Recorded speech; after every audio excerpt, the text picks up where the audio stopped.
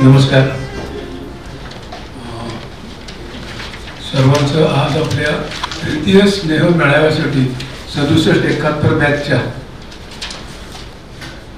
आपल्याकडे आज जवळजवळ 77 लोकांनी रजिस्टर केलेलं आहे, पैसे भरलेले आहेत. त्यापैकी आता 53-54 लोक आपल्याकडे हजर झाले. त्यामुळे आपण कार्यक्रमाला सुरुवात करतोय आणि बाकीचे येतील अशी अपेक्षा आहे. काही जणांनी येणार नाही असे कळवले. आता कार्यक्रमाची सुरुवात जी आपण करणार आहोत ही वेलकम स्पीचनं रामभाऊ शिंदे सुरू करतील. त्याला मी इथं स्टेजवर यायचं आमंत्रण देतो. सुस्वागतम. आज आपल्या या सगळ्या मित्रांचं एकत्र बॅच आपलं तृतीय स्नेहसंमेलन किंवा आपला एकत्र गेट टुगेदर करत आहोत. आम्हाला माहीत आहे की जसे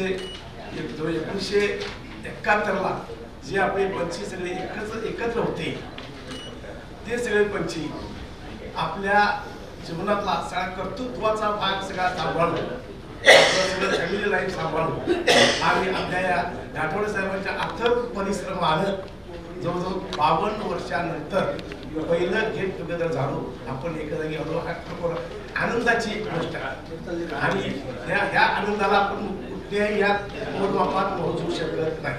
जर मला माहित आहे आपण आपले मित्रमंडळ की आपल्या सगळे मित्र की जे व्हॉट्सअपवर जास्त यूज करतात त्यात तुम्ही जर पाहिलं तर बऱ्याचशा पोस्ट या मित्रमंडळावर जास्त अवलंबून असतात आणि आपण सर्व लोक 70च्या पुढचे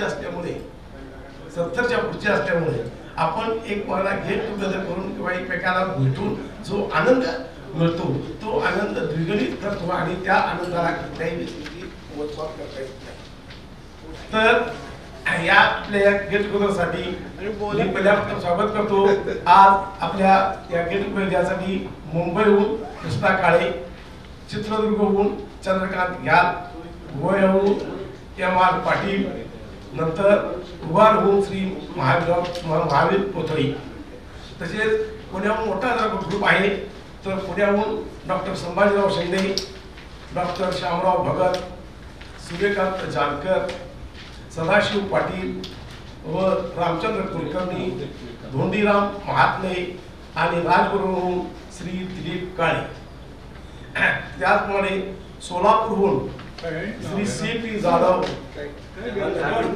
दीपक साळोखे, नंतर गोरखनाथ फुले, साताऱ्याहून श्री जयशिक पवार, कराड तालुक्यातून R.S. मोहिते, नंतर सुरूर, नंतर वाईहून विश्वास चव्हाण, सांगलीतून श्री वसंतराव पाटील, नंतर प्रकाश गोपकर, दुसऱ्याराव महाडिक, श्री संभाजी पाटील व पांडुरंग खबाने व शिवाजीराव पाटील, श्री सुभाष पाटील व हरिभाऊ कोरे. त्याचप्रमाणे आज हा आपल्या कोल्हापूर आणि कोल्हापूर शहर याच्यात तुळजापूरचा मोठा ग्रुप आहे. त्या सर्व मी सगळ्यांचे पहिल्यापासून मी सगळ्या लोकांचे स्वागत करतो आणि हा आपला कार्यक्रम सुरू करायचा मी आज्ञा करतो. एवढे बोलून मी माझे शब्द पूर्ण करतो. जय महाराष्ट्र. धन्यवाद. उपस्थिती आणि स्वागत शिवराज आणि रामभाऊ यांनी आता संपन्न केलेला आहे आणि याच्यानंतरचा जो कार्यक्रम आहे तो डॉक्टर संभाजी शिंदे हे सूत्रसंचालन करतील. जे या कालावधीमध्ये म्हणजे मागचा जो झाला स्नेहसंमेलन आणि आत्तापर्यंत आपल्यातले काही स्नेही देवाज्ञा झालेले आहेत, काही गुरुवर्य आपले स्वर्गवासी झालेले आहेत. त्यांचा सुरुवातीलाच आपण नामोल्लेख करून या ठिकाणी शोक 1 मिनिटासाठी आपण करूया. त्यासाठी संभाजी सगळे वाचणार आहेत. गुलाबराव तेच सांगितलं. हॅलो, माझ्या वतीनं सगळ्यांचं पुन्हा एकदा स्वागत. दुर्दैवाने गेल्या 2 गेट टुगेदरमध्ये मला हेच कामगिरी दिलेली आहे. जसं स्पेशलिस्ट आहे त्याप्रमाणे काहीतरी याचं कनेक्शन असलं पाहिजे. त्यामुळे किंवा त्या दोस्तांचा तरी म्हणा. तर सुरू करूया. तर यात काही स्टाफ आपण सुरुवातीला आपल्या सगळ्यांना माहीत असेल की नुकतेच महात्मा फुले कृषी विद्यापीठाचे कुलगुरू डॉक्टर प्रशांत कुमार गुलाबराव पाटील यांचं दुःखद निधन झालंय. हे पहिलं नाव आहे. मी सगळ्यांची आधी नावं वाचतो आणि मी प्रशांत पाटलांच्या बद्दल थोडंसं नंतर मी तुम्हाला त्यांच्याबद्दल माहिती, कारण आपल्याला कोणाला, कारण ही वॉज अ स्टुडंट. जेव्हा आम्ही स्टाफ होतो तेव्हा ही वॉज अ स्टुडंट, त्यामुळे त्यांना त्यांच्याबद्दलची थोडी जास्तीची माहिती मी नंतर सांगतो. त्याच्यानंतर भगवंतराव मोगल हे आपल्या विद्यापीठाचे डीन होते एंटॉमॉलॉजीचे, त्यांचं निधन झालं. त्यानंतर कोल्हापुरात वास्तव्यात असलेले ॲग्रॉनॉमीचे आपण कॉलेजमध्ये असताना आपल्याला डेमॉन्स्ट्रेटर होते ते प्राध्यापक BD कुंभोजकर ॲग्रॉनॉमीचे, त्यांचं दुःखद निधन झालं.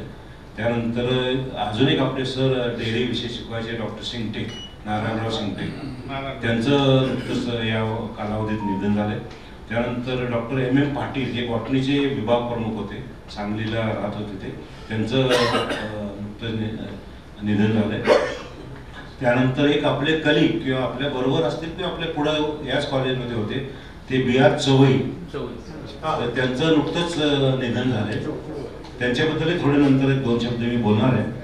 त्याच्यानंतर PT पाटील एंटॉमॉलॉजीचे कुरळप म्हणून जे त्यांचं गाव जवळच आहे, ते त्यांचं दुःखद निधन आता या कालावधीत झाले. त्यानंतर एक डॉक्टर निंबाळकर PA हे बॉटनीचे प्राध्यापक होते. PA निंबाळकर ते कराडच्या कृषी संशोधन केंद्राचे इन्चार्ज अधिकारी होते. त्यानंतर हे आपल्याशी संबंधित नाही पण आपलेच ॲग्रिकॉस होते डॉक्टर महिंद्रे म्हणून, जे director horticulture government of Maharashtra, Pune कॉलेजचे ते विद्यार्थी होते, पण त्यांचं नुकतंच निधन झालंय. त्याच्यानंतर ही जी अजून हे सगळे स्टाफ मेंबर जे आपल्यातनं आता दुर्दैवाने नाही आहेत, तर आपल्या मित्रांपैकी आपल्या बॅचमधले 2 जणांची नावं इथं माझ्याकडे आलेली आहेत. त्यातलं पहिलं नाव आहे ते सुरेश दी क्षीरसागर, जे पुण्याला राहत होते, ते महाराष्ट्र स्टेट फार्मिंगमध्ये नोकरी करत होते. जे मला वाटतं कुलकर्णी, महात्मे आणि ते बरोबर एकत्र त्या स्टेट फार्मिंगमध्ये आणि इंगोलेसला होते, मला वाटतं त्यांच्याबरोबर ते होते. ते मागच्या 2 महिन्याला येऊ शकले नाहीत, कारण तेव्हा ते आजारीच होते. त्यांच्याशी संपर्क केला होता पण ते येऊ शकले, पण दुर्दैवाने या कालावधीत त्यांचं दुःखद निधन झालं. त्यानंतर वसंतराव दिनकरराव पाटील कसबा तारळी कुडाळ, हे एक आपले मित्र आहेत की त्यांचं निधन झालेलं आहे. आता ही माणसं आपल्यात नाही, ती निघून गेलेली आहेत. तर आता थोडक्यात तुम्हाला मी आपले जे कुलगुरू होते, मला माहित नाही सांगावं, पण तुमची जी इच्छा असेल तर सांगतो. कारण ह्या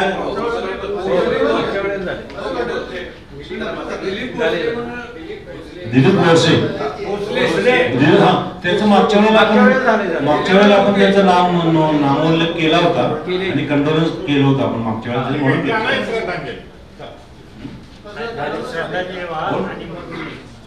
मग सांगा मला वाटतं श्रद्धांजली. हा बरं, असं करूया आपण आधी त्यांना 1-2 मिनिटं उभं राहून आपण सगळ्यांना श्रद्धांजली अर्पण. अजून कोणाचा नामोल्लेख असेल राहिलेला?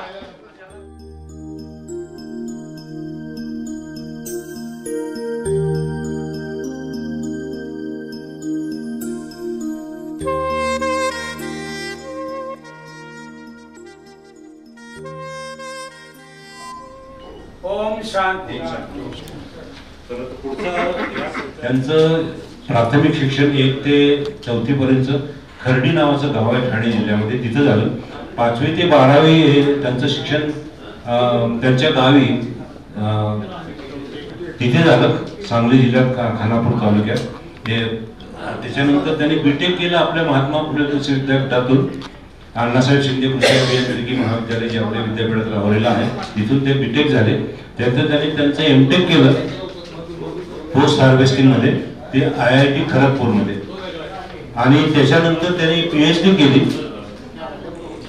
ती VNIT नागपूर या संस्थेमध्ये.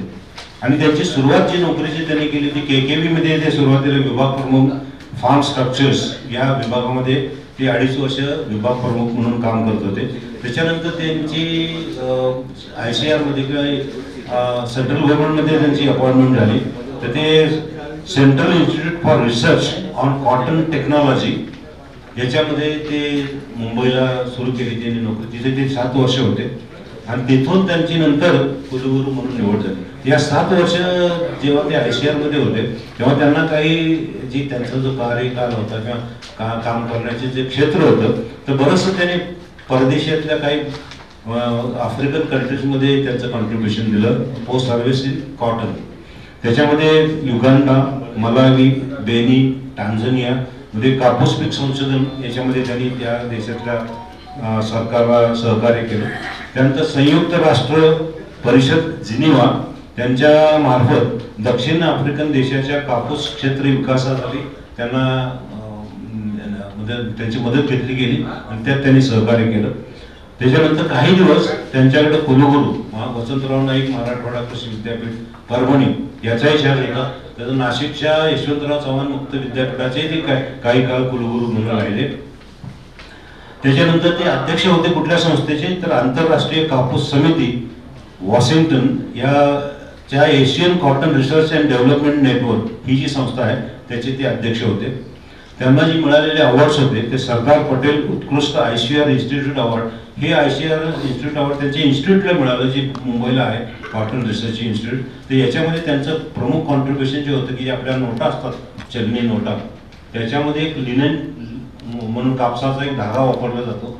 त्याचं पहिलं सुरुवात किंवा त्याचं पहिलं संशोधन त्यांनी केलं आणि त्या जी सिक्युरिटी प्रेस नाशिकला आहे तिथल्या अधिकाऱ्यांना बोलून या कापसाचा उपयोग आपल्याला या नोटा छापण्यामध्ये त्यासाठी आपण पूर्वी ते इम्पोर्ट करत होतो तर ते बंद करून त्याचा वापर त्याने आपल्या नोटांच्या ह्याच्यामध्ये म्हणून त्यासाठी त्यांना या ICARचं इन्स्टिट्यूटचं अवॉर्ड मिळालं.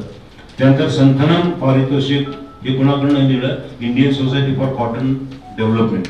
त्यानंतर RK जैन मेमोरियल अवॉर्ड ते Indian society of agriculture engineers या संस्थेकडून मिळालं.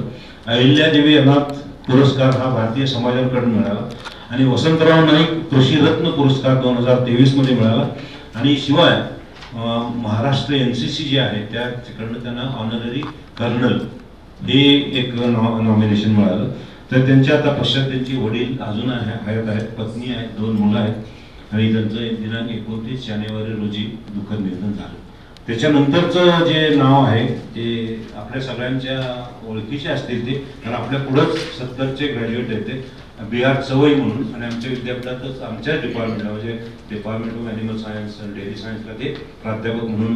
तर अत्यंत गरीब परिस्थितीतनं कधी सगळ्यांनाही माहीत नसेल किंवा असेलही तरी पण म्हणजे उल्लेख करतो इथे की जेव्हा त्यांना आपल्या कॉलेजमध्ये ॲग्रिकल्चर कॉलेज कोल्हापूरला ॲडमिशन मिळालं तेव्हा त्यांची आई वडील आधीच वारले होते लहानपणी. त्यांची आई आपलं जे जिथं आपलं बावड्याला कॉलेज होतं तिथं GTC किंवा ॲग्रिकल्चर स्कूल होतं आपल्याला आठवत असं सगळ्यांना. त्या स्कूलच्या फार्मवर त्या मॅडम त्याच्या दुर्दैवाने ती आई तिथं शेतमजूर म्हणून काम करत होते जेव्हा बाळासाहेब चवईंनी आपल्या कॉलेजमध्ये ॲडमिशन घेतलं.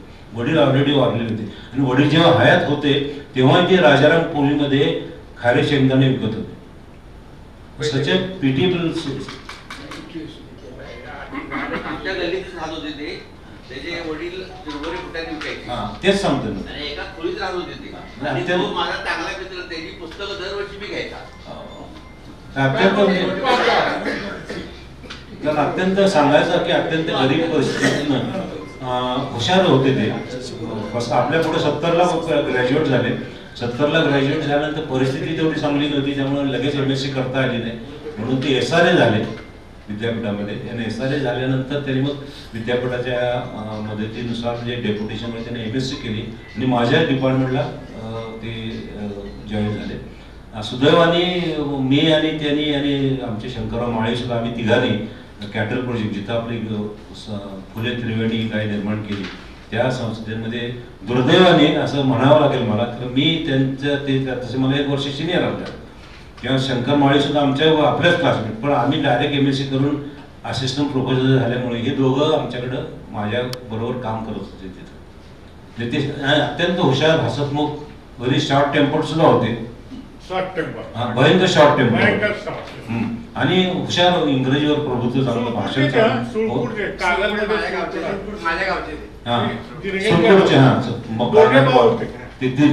अत्यंत चांगला माणूस पण दुर्दैवाने त्यांचे काही प्रॉब्लेम असतील. कोल्हापूर कॉलेजला शेवटची त्यांची अपॉइंटमेंट कोल्हापूर कॉलेजला झाली असोसिएट प्रोफेसर म्हणून, परंतु ते इथं राहत नव्हते, ते जयसिंगपूरला राहायचे आणि जयसिंगपूरनं रोज आपण म्हणजे आपल्याच वयाच्या अग्रस्त आमच्या डिपार्टमेंटला असलेला अत्यंत हसमुख पण त्याचं दुर्दैवाने काही ते 2 वर्षापूर्वी त्यांचं बायपास पण झालेले होते. Some physical problems medical issues ते असल्यामुळं त्यांचं दुर्दैवी या निधन झालेलं आहे. आपण त्यांना सगळ्यांना श्रद्धांजली आपल्याला दिलेलीच आहे. तर ह्या कंडोलन्सचा जो कार्यक्रम ठरला होता तो आता आपण पार पाडलेला.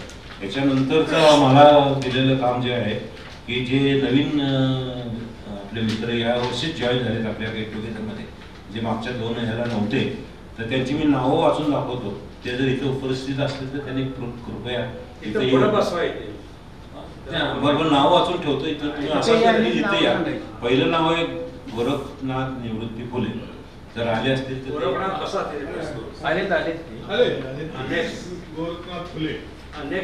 आता फुलेंना तुम्ही ओळखणार नाही, कारण आपण जेव्हा बघितलं होतं त्यांना आता वाटले पण सिन्सिअर माणूस भयंकर हुशार.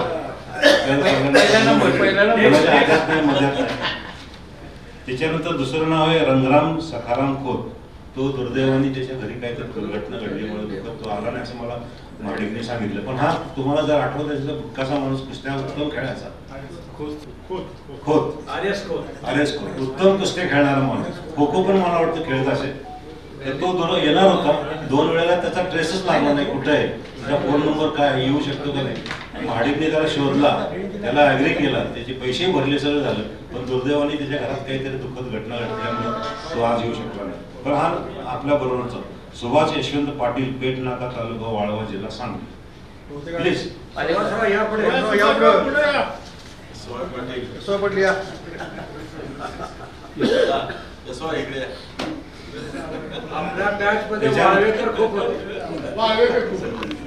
त्याच्यानंतर आता पहिल्यांदाच आपल्या पार्टिसिपेट करतात ते प्रकाश प्रभाकर गोंदकर. गोंदकरांचं म्हणजे येतील का नाही तर ते आल्याला पहिल्यांदा विचारलं. मागच्या वेळेला नव्हते आले, पहिल्यांदाच पैसे भरले होते मागच्या वेळेला, परंतु दुर्दैवाने काही कारणास्तव येऊ शकले कळेल सर्वांना.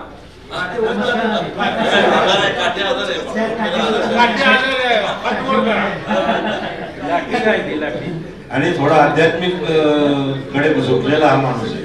वयाने झुकला आणि त्याने पण झुकलेलं आहे.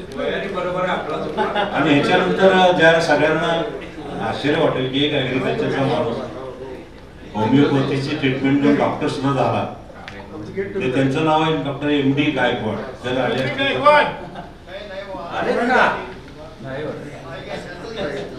तर हे नवीन माणसं आहेत, त्या सगळे आपले दोस्त आहेत. त्या दोस्तांना मी विनंती करतो की प्रत्येकाने आपली आतापर्यंतची कारकीर्द कशी झाली, फॅमिली बॅकग्राऊंड वगैरे सगळं सांगावं.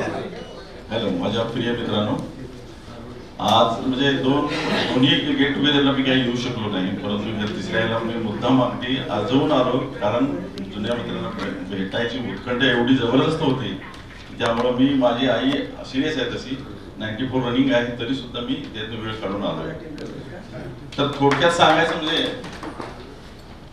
की थोडक्यात सांगतो की मी 11वी पास झाल्यानंतर मी सूर्यकांत जानकर वगैरे आम्ही हायस्कूलचे विद्यार्थी, DD मोहिते होता, तो आहे सांगोल्यात.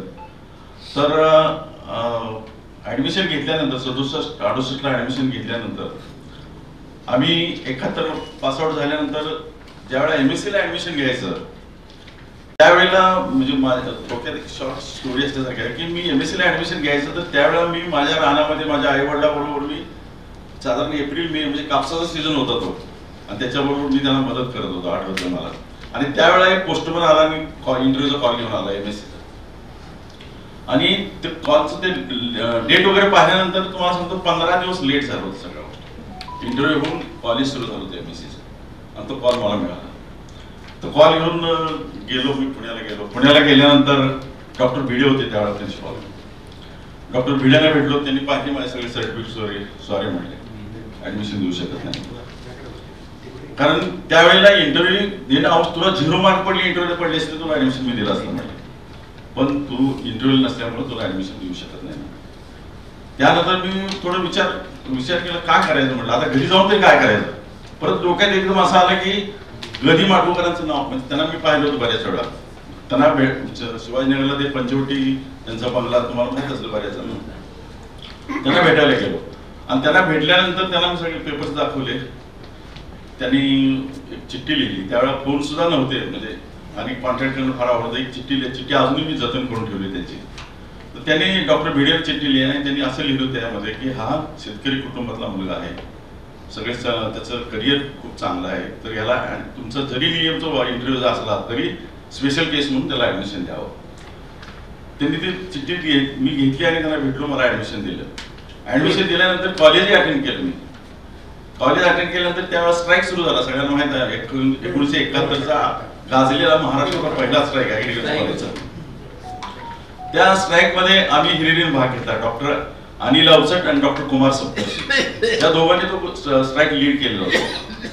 त्या ह्याच्यामध्ये नंतर येरवड्यामध्ये सुद्धा मी आणि रघुनाथ गोडके साहेब आता बोलले की आम्ही येरवड्यामध्ये 7 दिवस काढले. त्यावेळेला जवळजवळ 1000 विद्यार्थ्यांना अटक केली होती आणि त्याच्यातले फक्त मला वाटतं की 131 विद्यार्थी शिल्लक राहिले आणि आम्ही सगळे येरवड्यात होतो त्यावेळेला. आणि अक्षरशः म्हणजे ज्यांना जन्मठेप झालेले, ज्याने 10 खून केलेले अशा लोकांच्या आम्ही गप्पा मारत बसायचो. आणि त्यावेळेला म्हणजे जसं राजकीय कैदी असतात त्या टाईप आम्हाला म्हणजे त्यांनी ट्रीटमेंट केली. मग त्याच्यानंतर परत इन्क्वायरी कमिटी नेमली. इन्क्वायरी कमिटीने त्यावेळेला डिसिजन दिला की म्हणजे ज्यांचे वसुलीबाजी झाल्यामुळे काय त्यांना कमी केलंच, परंतु आम्ही 5 विद्यार्थी होतो. पीजी एक होते, मी एक होतो आणि अजून 2 होते, मला काय आठवत नाही नाव त्यांची. हा तेली, हा मी एक होतो. मी तुम्ही होता बरोबर. अच्छा अच्छा. मग त्याच्यामध्ये आमची नावं कमी झाली, म्हणजे आम्ही सोडलं आम्हाला, म्हणजे MSc डिस्कंटिन्यू झाली. त्याच्यानंतर परत आम्ही भेटलो, बाबा आमचं काय करणार तुम्ही, आम्हाला सांगा ना म्हटले. त्यांनी असं सांगितलं की नेक्स्ट इयर पासून मला वाटतं 1-2 वर्षामध्ये त्यांनी इंटरव्ह्यू परत बंद केल्या मला वाटतं आणि ऍडमिशन डायरेक्ट तुमच्या मेरिटवर द्यायला. हा, मग तुम्ही नेक्स्ट इयरला अपेअर व्हा म्हटले, तुम्हाला ऍडमिशन मिळेल म्हटले. पण नाही म्हटलं आता काय करायचं. आम्ही म्हणजे भेटलो, भांडलो बरंच. त्यावेळेला त्यांनी सांगितलं तुम्हाला ऑर्डर देतो म्हणून सांगितलं, सर्व्हिस तुम्ही सर्व्हिस करा, सर्व्हिसची ऑर्डर देतो. मग विदाउट इंटरव्ह्यू त्यांनी आम्हाला ऑर्डर दिल्या. म्हणजे आम्हाला तुम्हाला दिली असेल ना ऑर्डर. मला सिनियर रिसर्च असिस्टंट म्हणून त्यांनी ऑर्डर दिली. तुला कुठं पाहिजे सांग म्हटले. सोलापूर दिली. मला ट्रायल अँड रिसर्च सेंटरमध्ये मी जसे डॉक्टर पाटील होते ते आम्ही सगळे एकत्र होतो त्यावेळेला तिथं. त्या ह्याच्यामध्ये मी जवळजवळ 72 ते 79 पर्यंत मी तिथं सर्व्हिस केली. बाय रिसर्च MSc केली नंतर सॉइल सायन्समध्ये. नंतर PhD ला रजिस्ट्रेशन झालं होतं तरी मी PhD केली नाही, कारण त्याच दरम्यान स्टेट बँकेची ॲडव्हर्टाईज निघाली होती. स्टेट बँकेला अप्लिकेशन केलं डायरेक्ट, म्हणजे रुरल डेव्हलपमेंट ऑफिसर RDO म्हणून त्यावेळेला पोस्ट पहिल्यांदा ते क्रिएट केलेल्या होत्या आणि त्या पोस्टमध्ये जवळजवळ म्हणजे प्रोफेशनल ऑफिसरच्या इक्विव्हलंट होत्या त्या पोस्ट. 2 वर्ष त्याची सिलेक्शन प्रोसेस चालू होती. त्याच्यामध्ये मी सिलेक्ट झालो आणि पहिलं पोस्टिंग मला अमरावती जिल्ह्यामध्ये वरुडमध्ये मिळालं. वरुड म्हणजे आपली महाराष्ट्राची बाउंड्री आणि MP ची बाउंड्री त्या ठिकाणी. तिथं मी 2 वर्ष सर्व्हिस केली त्या वरुडमध्ये. तो एरिया संत्रा कल्टिव्हेशनचा होता. 2 वर्ष केल्यानंतर त्याच्यानंतर म्हणजे बऱ्याच ब्रांचेस करत आणि तुम्हाला सांगायचं म्हणजे त्यावेळेला मला पहिलं पेमेंट 600 रुपये होतं विद्यापीठात, मंथली 600 रुपये. त्यातले 400 रुपये मी घरी पाठवायचे, 200 रुपये माझ्या स्वतः खर्चासाठी मी खर्च करत असे. आणि स्टेट बँकेत किंवा बँकिंग क्षेत्रात जायचं, कारण की बँकेमध्ये त्यावेळेला पगार चांगले असायचे, विद्यापीठात पगार कमी होते. त्यावेळेला 1600 रुपये पगार होता बँकेतल्या त्या पोस्टसाठी. त्या पोस्टमध्ये पुन्हा मी विद्यापीठ सोडून बँकेमध्ये गेलो. त्यानंतर तिथून सर्व्हिस केल्यानंतर जवळजवळ त्यावेळेस ठरवलं होतं की 25 वर्ष सर्व्हिस करायची. हे 7 वर्ष अधिक 32 वर्ष सर्व्हिस करायची, सोडून द्यायची. म्हणजे ॲट द एज ऑफ 55 मी सर्व्हिस सोडली बँकेची. आणि सर्व्हिस त्यावेळेला बँकेमध्ये म्हणजे स्वतःचं करिअर डेव्हलपमेंट करण्यासाठी मी पुष्कळ प्रयत्न केला. शेवटी चीफ मॅनेजर CSC म्हणून मी रिटायर झालो. लगेच मला 2 महिन्यात माझी ECO म्हणून ऑर्डरही निघणार होती, परंतु आउट ऑफ स्टेट जायचं असल्यामुळे मी ती सोडून दिली सर्व्हिस. आणि घरी शेती करणं आणि आई वडिलांची सेवा करणं हे 2 उद्देश. मी असा विचार केला की अजून 5 वर्ष मी जर बाहेर गेलो तर परत मी हे माझे 2 माझ्या मनातलं जे उद्दिष्ट आहेत माझी ती मी पूर्ण करू शकेल का नाही हे मला खात्री नव्हती. म्हणून मी सर्व्हिस सोडली आणि मी गावी गेलो. शेतामध्ये रमलो, आई वडिलांची सेवा केलो, अजूनही आईची सेवा करतोय मी. आणि आता सध्या मी माझ्या आईबरोबर मी राहतोय आणि शेती करतोय. अशा त्याने माझा जीवनक्रम चालू आहे.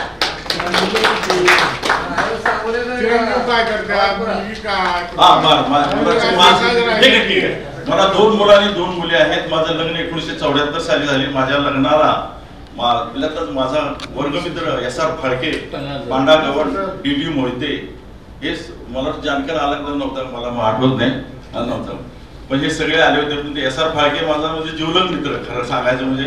त्याचा मला मोबाईल नंबरही मिळत नाही. आणि अजून बऱ्याच लोकांना प्रत्येकाला सांगतो, भेटेल साताऱ्याचं कोण भेटलं त्याला सांगतो की SR फाळकेचा मला नंबर द्या, पण अजून भेटलेला नाही SR फाळके. तर माझा मोठा मुलगा डॉक्टर आहे, सूनबाई डॉक्टर आहे. ते नवले सरांच्या हॉस्पिटलमध्ये कामाला आहेत. त्यानंतर 2 नंबरचा मुलगा माझा MTech झालाय. परत MS जर्मनीला जाऊन त्याने MS केलंय, तो जर्मनी सर्व्हिसला आहे. माझी सूनही MS करते, तिलाही सर्व्हिस म्हणजे लागेल आता.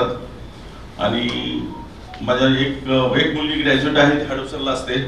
दुसरी मुलगी माझी नवले सरांच्या फॅमिलीमध्येच आहे, ती वेल क्वालिफाईड आहे. MSc MBA असे आहे, BEd MAd सगळं केलेलं आहे. ती अशी प्रोफेसर MBA काम करते. अशा तऱ्हेने माझी फॅमिली अगदी परमेश्वर कृपेने सगळं व्यवस्थित चालू आहे.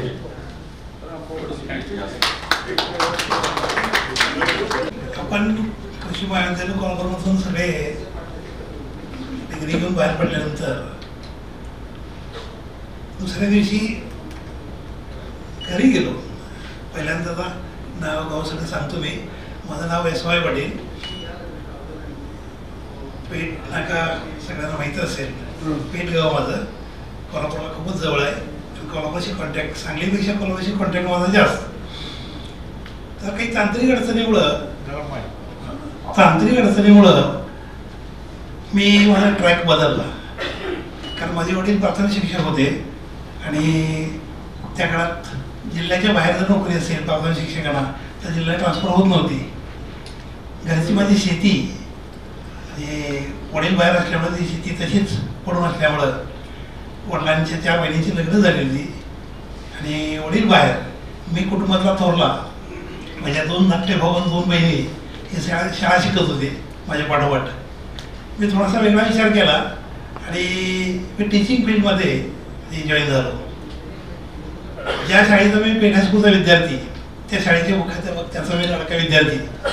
आणि त्याने 1-2-3 दिवसात मला त्याने कॉन्टॅक्ट केला आणि मला म्हणे तू इथे ये, तुझी कौटुंबिक अडचण मला माहिती आहे आणि ज्याला तुला डिपार्टमेंटला किंवा अन्य कुठं बँकेत वगैरे जायचं असेल चालू आहे ज्याला तुला किंवा जायचं असेल त्याला तुला मोकळीक देता येईल, देईल मी, पण तू इथं ये पेठ हायस्कूलला. दरम्यानच्या काळात काय झालं, माझी भावंड शिकत असल्यामुळे मला फॅमिलीला मला माझ्या सुसंस्कृत सगळ्या करायचं होतं. मी थोरला असल्यामुळे माझी जबाबदारी ती होती किंवा मी जर समजा डिपार्टमेंटला किंवा बाहेर पडलो असतो तर संपूर्ण कुटुंबच माझं लग्न राहिलं असतं माझं. तेव्हा मी माध्यमिक शाळेमध्ये तिथं जॉब पकडला. त्यानंतर लगेच मी BEd केलं आणि साधारणपणे 20-21 वर्ष सर्व्हिस 20-21 वर्ष सर्व्हिस मी पेठ हायस्कूललाच केली. आणि त्यानंतर मी मुख्याध्यापक झालो जयंत पाटलांच्या संस्थेमध्ये. कासिम एज्युकेशन स्कूल जे संस्थेचं हायस्कूल आहे. आणि भावंड माझी सगळी शिकली. मला जो आनंद आहे मोठा, 2 भाऊ माझे पोस्ट ग्रॅज्युएट झाले, चांगल्या जॉबला लागले. 2 बहिणी शिकल्या. त्या दोन्ही बहिणी त्यांची लग्न वगैरे व्यवस्थित झाली आणि त्यांचा संसार म्हणजे सुखाचा सुरू झाला. त्यानंतर 76ला माझं लग्न झालं. मला MA इंग्लिश झालेली म्हणजे माझी सहचारिणी त्याही पण टीचिंग फील्डमध्ये आल्या. आणि सुदैव असं एक काळ असा होता 10-12 वर्षाचा, मी तिथल्या हायस्कूलमध्ये मुख्याध्यापक म्हणून काम करत होतो. मी माझ्या वडिलांना ट्रान्सफर करून जिल्ह्यात ट्रान्सफर करून पुन्हा ते सांगली जिल्ह्यामध्ये आणलं आणि सांगली जिल्ह्यामध्ये आणल्यानंतर पेठेला त्यांना घेतलं. पेठेला एक मराठी शाळा फार मोठी आहे, त्या मराठी शाळेचे ते मुख्याध्यापक म्हणून ते तिथं काम करायला लागले. आणि सुदैवानं आमचे एक भाऊबंद आहेत तिथं पेठेमध्ये, त्यांचं नाव सांगायला स्वर्गवासी हनुमंतराव पाटील, त्यांनी तिथे एक कन्याशाळा काढली.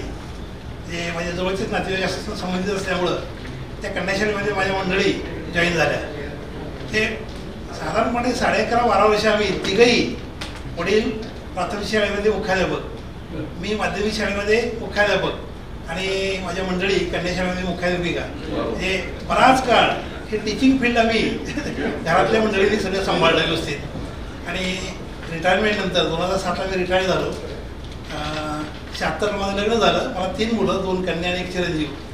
तर चिरंजीव माझा चांगला म्हणजे मेकॅनिकल इंजिनियर आहे. एका फॉरेन कंपनीमध्ये तो डिझाईन इंजिनियर आहे. म्हणजे डेप्युटी जनरल मॅनेजर म्हणून काम करतो पुण्यामध्ये. माझी कन्या थोरली एवढी झालेली, एवढी मेडिसिन, ती पुण्यामध्ये एरोड्याला एक हॉस्पिटल आहे मोदक, राजीव गांधी मेमोरियल हॉस्पिटल, त्याची ती डीन आहे थोरली कन्या. धाकटी कन्या पिंपरीला डी.वाय. पाटील इंजिनिअरिंग कॉलेज आहे, तिथं ती प्राध्यापिका म्हणून काम करते. म्हणजे तिनं M.Tech केलं नंतर पुण्यामध्ये आणि ती प्राध्यापिका म्हणून तिथं काम करते. आणि नातवंड आहेत, 4 मुली आहेत कोणाला, प्रत्येकाला 1-1 मुलगा आहे. धाकट्या कन्याला 2 मुलं आहेत. तेव्हा ती चांगली शार्प आहेत मुलं सगळी. आणि आम्ही दोघेही आता रिटायर्ड झालेलो आहोत. वडील 2006ला वारले, जे एक्सपायर झाले. आणि आम्ही आता दोघंही एकत्र कुटुंब जे आहे ते आता पुरतंच एक 4-5 वर्षापूर्वी आम्ही थोडंसं डिवायडेशन झालं, ते विभक्त राहिलो ती गोडीमध्ये. जे त्याचं त्याला सगळं जे आवश्यक आहे त्याला जे पाहिजे ते सगळं देऊन टाकून आम्ही आता दोघंही पेठेमध्ये वास्तव्य करतो. म्हणजे मी, माझ्या मंडळी आणि मुलं माझी सगळी 3ही मुलं पुण्यामध्येच आहेत. मुलं माझी 3ही पुण्यामध्येच आहेत. आणि तुम्हा सर्वांच्या जे आशीर्वादानं ते मुलांचं माझ्या आमचं दोघांचंही ते खूप चांगलं चाललेलं आहे. आणि कशाचीही कमतरता नाही. ते आम्ही दोघंही समाधानी आहोत. फील्ड चेंज केलं आम्ही आणि ह्या कृषी डिपार्टमेंट फक्त मी एक चांगलं केलं, माझी स्वतःची शेती खूप चांगली डेव्हलप केली. आज मी ऊस काढतो, 2 टनाच्या आत माझा ऊस कधीही यात येत नाही. उत्तम शेती करतो मी. 2 टन एक किमान ॲव्हरेज माझं पडतं. ऊसाची शेती आमच्याकडे जास्त आहे. कारखाने आहेत, पटलाचा कारखाना आहे, कृष्णा कारखाना आहे. त्यामुळं ऊसाची शेती चांगल्यापैकी मी जे करतो, आजही राबतो, हे करून घेतो शेती. आणि त्यामुळं त्याचा फायदा काय झाला आहे, तर मला कुठलाही आजार मला येऊन शिवलेला नाही. मला डायबिटीस नाही, BP नाही किंवा कुठलाही आजार पाहिजे. कारण मला शेतामध्ये काम करायची सवय असल्यामुळं आज काय झालं आहे, प्रकृती माझी चांगली राहिलेली आहे. साधारण 10 ते 12 वर्ष झालं. मी आता वसंतरावांची आमची गाठ पडते, विहार पाटलांची माझी. तर वजन माझा 80 किलो कॉन्स्टंट आहे, कमी होत नाही, वाढतही नाही, पण तब्येत चांगली राहिलेली आहे. 45 दिवसाचं अनुष्ठान असल्यामुळं मी त्या ह्याला आलो नाही. त्यानंतर दुसऱ्या प्रसंगी माझ्या गुडघ्याचं नी रिप्लेसमेंट केल्यामुळे मी आलो नाही. ह्या वर्षी सुद्धा मी आता आश्रमात गेलो होतो, परंतु त्या ठिकाणी 15 दिवस राहून असा विचार केला की आता 15 दिवस आपले पुरेसे आहेत, जितकं मिळेल तितकाच लाभ घ्यायचा हा विचार करून मी परत आलो गोव्यावरून. आणि घाटवडे साहेबांना फोन केला की मी ह्या गेट टुगेदरला येत आहे. त्याप्रमाणे माझं नशीब चांगलं की मी ह्या गेट टुगेदरला आज हजर आहे. आता माझी ओळख म्हणजे मी 1971 साली डिग्री घेतल्यानंतर 2 महिने मी महाराष्ट्र राज्य शेती महामंडळमध्ये निंबोरा सर्कल सातारा, मी त्यावेळेला आमच्या तिघांचं सिलेक्शन झालं होतं. मी एक होतो, त्यामध्ये शंकरराव माळे एक होते आणि महात्मे साहेब एक होते. तर त्याच वेळेला विद्यापीठामध्ये इंटरव्ह्यू दिलेला होता आणि इंटरव्ह्यू दिल्यानंतर विद्यापीठाचे नानासाहेब पवार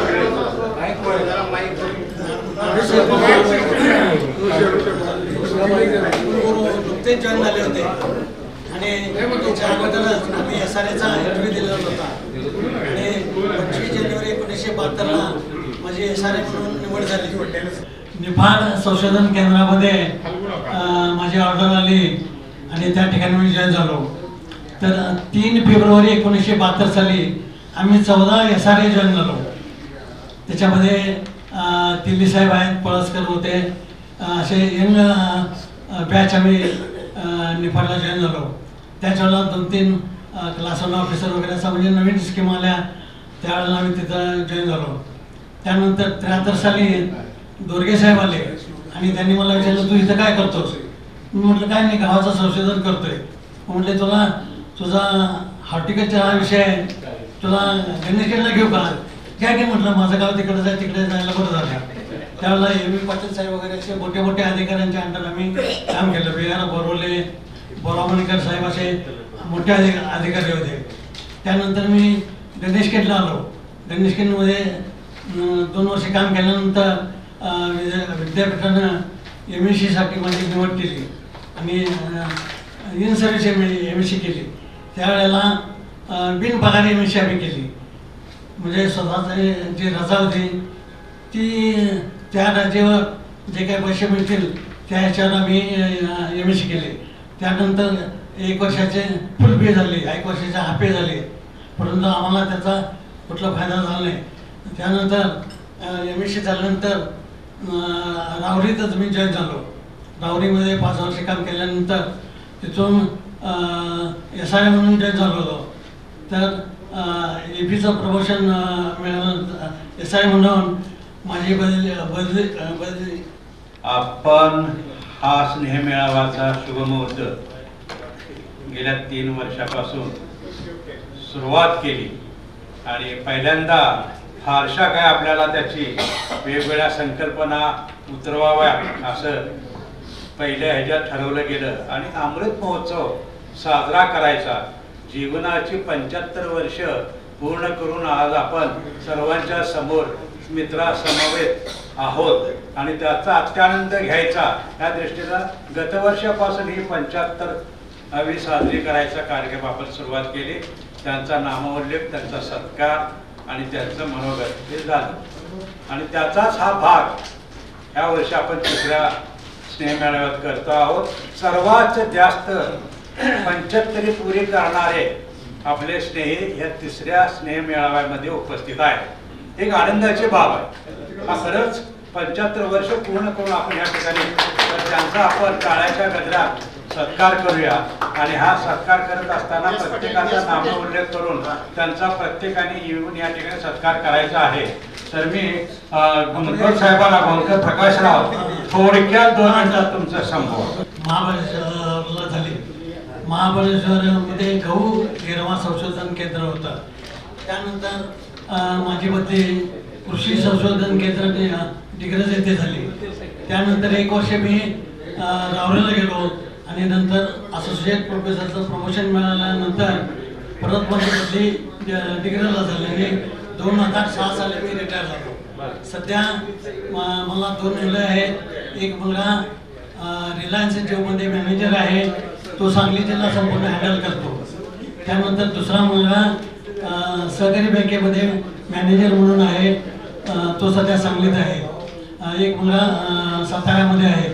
तर सध्या मी हरिपूर येथे राहत आहे आणि सध्या मी माझं जास्त लक्ष अध्यात्मावर आहे. कारण शेवटी कसं आहे, आपण भौतिक सुखाच्या मागे लागून आपलं जीवन हे संपवत असतो. मला हे पाहिजे, मला ते पाहिजे, आपल्या अपेक्षा वाढत जातात आणि आपण त्यात गडबडत जातो.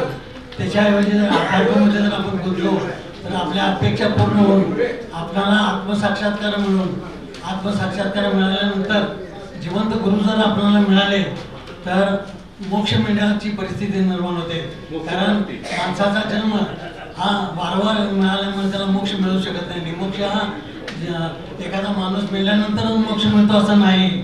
तर जिथे जे आपल्याला मोक्ष मिळवण्यासाठी भौतिक सुखाच्या मागे न लागता आहे त्याच कंडिशनमध्ये जे अपेक्षा आपल्या आहेत त्या पूर्ण करणं, कुठल्या गोष्टीच्या अपेक्षा न करता आहे त्यामध्ये जर आपण राहिलो तर व्यवस्थित आपलं जीवन जाईल. मला जीवन जाईल अशी माझी अपेक्षा आहे. तर सध्या मी दररोज सकाळी अर्धा तास ध्यान आणि संध्याकाळी अर्धा तास ध्यान करतो. सध्या माझे गुरु आहेत ते समर्पण ध्यान म्हणून आहेत.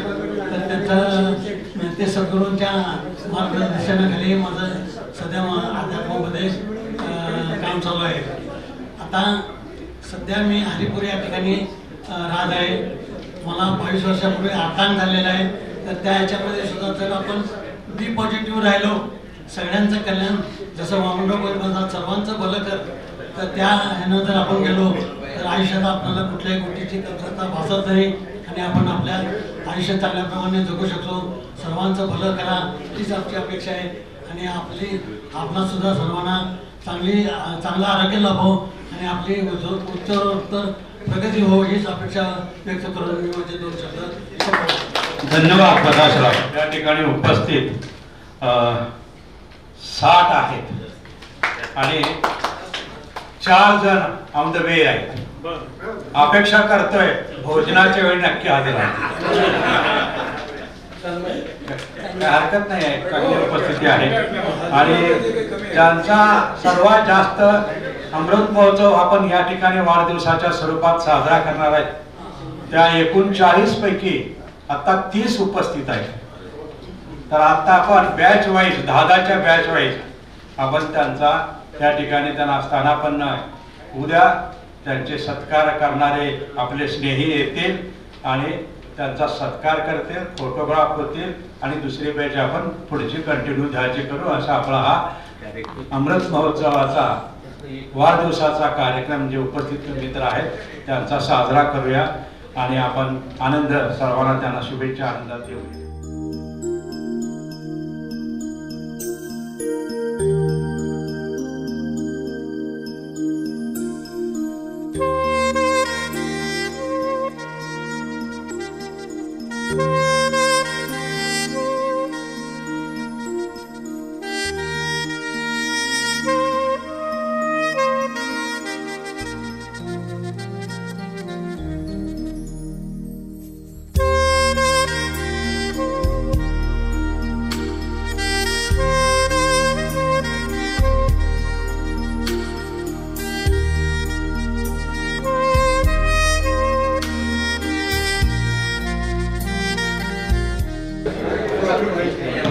मी डॉक्टर BP पाटील 1967-71च्या बॅचचा पाटील बॅचमध्ये मी शिकलो आपल्या सगळ्यांच्या बरोबर.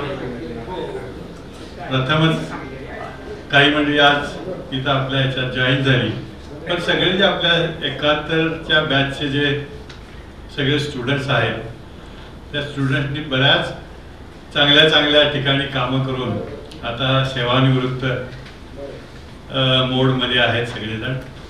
आणि मला वाटतं सेवानिवृत्तीनंतर सुद्धा काही थोडंफार काम करावं असं आपण ठरवलं तर ते करता येतंय असं मला वाटतंय आणि आम्ही ते करायचा प्रयत्न केला.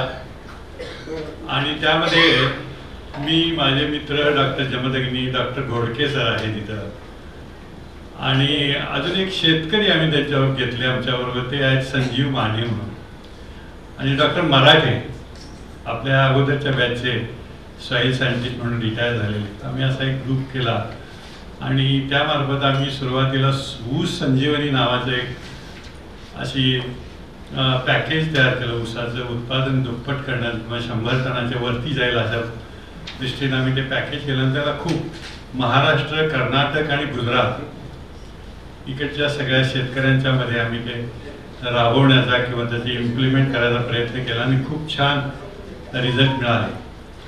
आता यात एक महत्त्वाचं होतं की ह्याचं जे सुरुवातीचं काम किंवा अगदी शेतकऱ्यापर्यंत न्यायचं काम हे संजीव माने साहेबांनी खूप चांगल्या प्रकारे केलं, ते आपल्याला मान्य करावं लागेल. त्यानंतर दुसरी एक आम्ही अशाच पद्धतीचं आम्हाला हे यश मिळाल्यानंतर सोयाबीनचं सुद्धा उत्पादन आपल्याला कसं वाढवता येईल हे गेल्या वर्षी आम्ही आपल्या ह्या पश्चिम महाराष्ट्र त्यात सांगली, सातारा, कोल्हापूर हे जिल्हे, पुण्यातला काही भाग, पलटणजवळचा काही भाग आणि त्यानंतर मराठवाड्यातला अंबेजोगाई किंवा तिथल्या जवळपासचा आपल्याला नॅचरल शुगर फॅक्टरी माहिती असेल त्याच्या आजूबाजूचा परिसर, तिथं मोठ्या प्रमाणात सोयाबीनचं सुद्धा मोठं पीक आहे. आणि इकडचा खालचा आपल्या कोकण किंवा आपल्या कोल्हापूर जिल्ह्याचा जो पश्चिमेचा भाग आहे तिथं उदाहरणार्थ आजरा, कडिंग्लज या भागात पण सोयाबीनचं पीक चांगल्या प्रकारे घेतात. तर अशा जवळपास 150 ते 200 शेतकऱ्यांच्या शेतावर आम्ही हे सगळे ट्रायल केली. सोया संजीवनी असं जसं ऊस संजीवनी होतं तसं सोया संजीवनी. आता हे संजीवनीमध्ये काय केलं आम्ही त्याच्यात एक असं पॅकेज केले. हे काय वेगळं काही नाही आहे, आपल्याकडे जे काही रेकमेंडेशन झालेले आहेत त्याचं एक असं सुसूत्र असं एक पॅकेज तयार केले ज्याच्या मुद्द्यात आणि ते सुद्धा स्टेज स्पेसिफिक आहे. वेगवेगळ्या स्टेजेसना पिकाची रिक्वायरमेंट लक्षात घेऊन आपण हे तयार केलेलं आहे. पण त्याची इम्पॅक्ट खूप चांगली आहे. आम्हाला सोया संजीवनीमध्ये सुद्धा जवळपास जी आपल्याला माहिती असेल की आपल्या महाराष्ट्राचं उत्पादन साधारण 4.5 ते 5 क्विंटल एकरी आहे, ते आपल्याला जवळपास 10 क्विंटलपर्यंत आपण करू शकतो, हे आपल्याला लक्षात आलं. शिवाय काही शेतकऱ्यांनी, जे चांगले शेतकरी मराठवाड्यातले होते, त्यांचं जवळपास 20 क्विंटल एकरी. मी पाटील साहेबांना विनंती करतो, पाटील मी तुम्हाला विनंती एक विनंती करतो, स्पेसिफाईड सांगा, सगळं सांगू नका. आम्ही ह्या शेतकऱ्याला ह्या गावामध्ये हे पॅकेज दिलं, 2 शेतकऱ्या सांगा तर 10 शेतकऱ्याला सांगा. हे जवळपास जवळपास नाही, जवळपास का आम्हाला बोलायला ते 250 शेतकरी होते आणि ऊसाचे तर जवळपास 2000 शेतकरी असतील. खूप मोठ्या प्रमाणात तो राबवला गेला. आता पुढच्या हंगामामध्ये ना सुद्धा आपण अशाच प्रकारचा हा कार्यक्रम राबवणार आहे.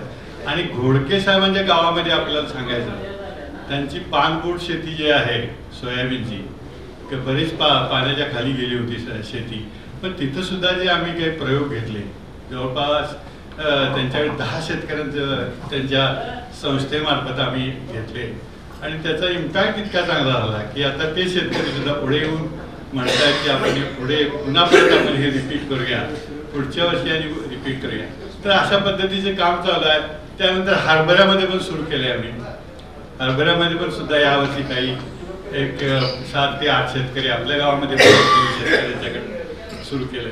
तर असे वेगवेगळ्या प्रकारचे उपक्रम आहेत. शेतकऱ्यांचं उत्पादन कसं वाढवायचं या दिशेने आमचे प्रयत्न सुरू आहेत आणि त्यामध्ये आपल्याकडे जे उपलब्ध ज्ञान आहे ते आपल्याला शेतकऱ्याला कसं देता येईल, मग आम्ही त्याच्यात कॉन्टॅक्ट करतो. आणि काही त्याचा आता हे एकाकडून होत नाही, त्याच्यात बऱ्याच लोकांची आपल्याला इन्व्हॉल्वमेंट घ्यावी लागते. मग त्यामध्ये पुरवठादार असतील त्यांचा घ्यावा लागतो, आपल्याला हे घ्यावं लागतं, सहाय्य घ्यावं लागतं. किंवा अशा सरांच्या सारखे फाउंडेशन सारख्या संस्था असतात, त्या संस्थांचं घ्यावं लागतं. आता गडिंग्लजला एक किसान संघ म्हणून आहे, भारतीय किसान संघ, त्यांच्या मार्फत आम्ही काही अशा प्रकारचे हे राबवले. तरी खूप छान असे आपल्याला रिझल्ट मिळतात. तर आपल्याकडे असलेलं ज्ञान, आपल्याकडे असलेलं काही टेक्नॉलॉजी जी आहे ते तुम्ही जर चांगल्या पद्धतीनं शेतकऱ्यापर्यंत पोहोचवलं तर मला वाटतं आपण खूप चांगलं रिटायरमेंट नंतर सुद्धा काम करू शकतो. अर्थात त्याचा इम्पॅक्ट किती होईल हे आपल्याला मेजर करता येईल आणि मेजर करायला लागेल आणि आपण करू शकतो ते.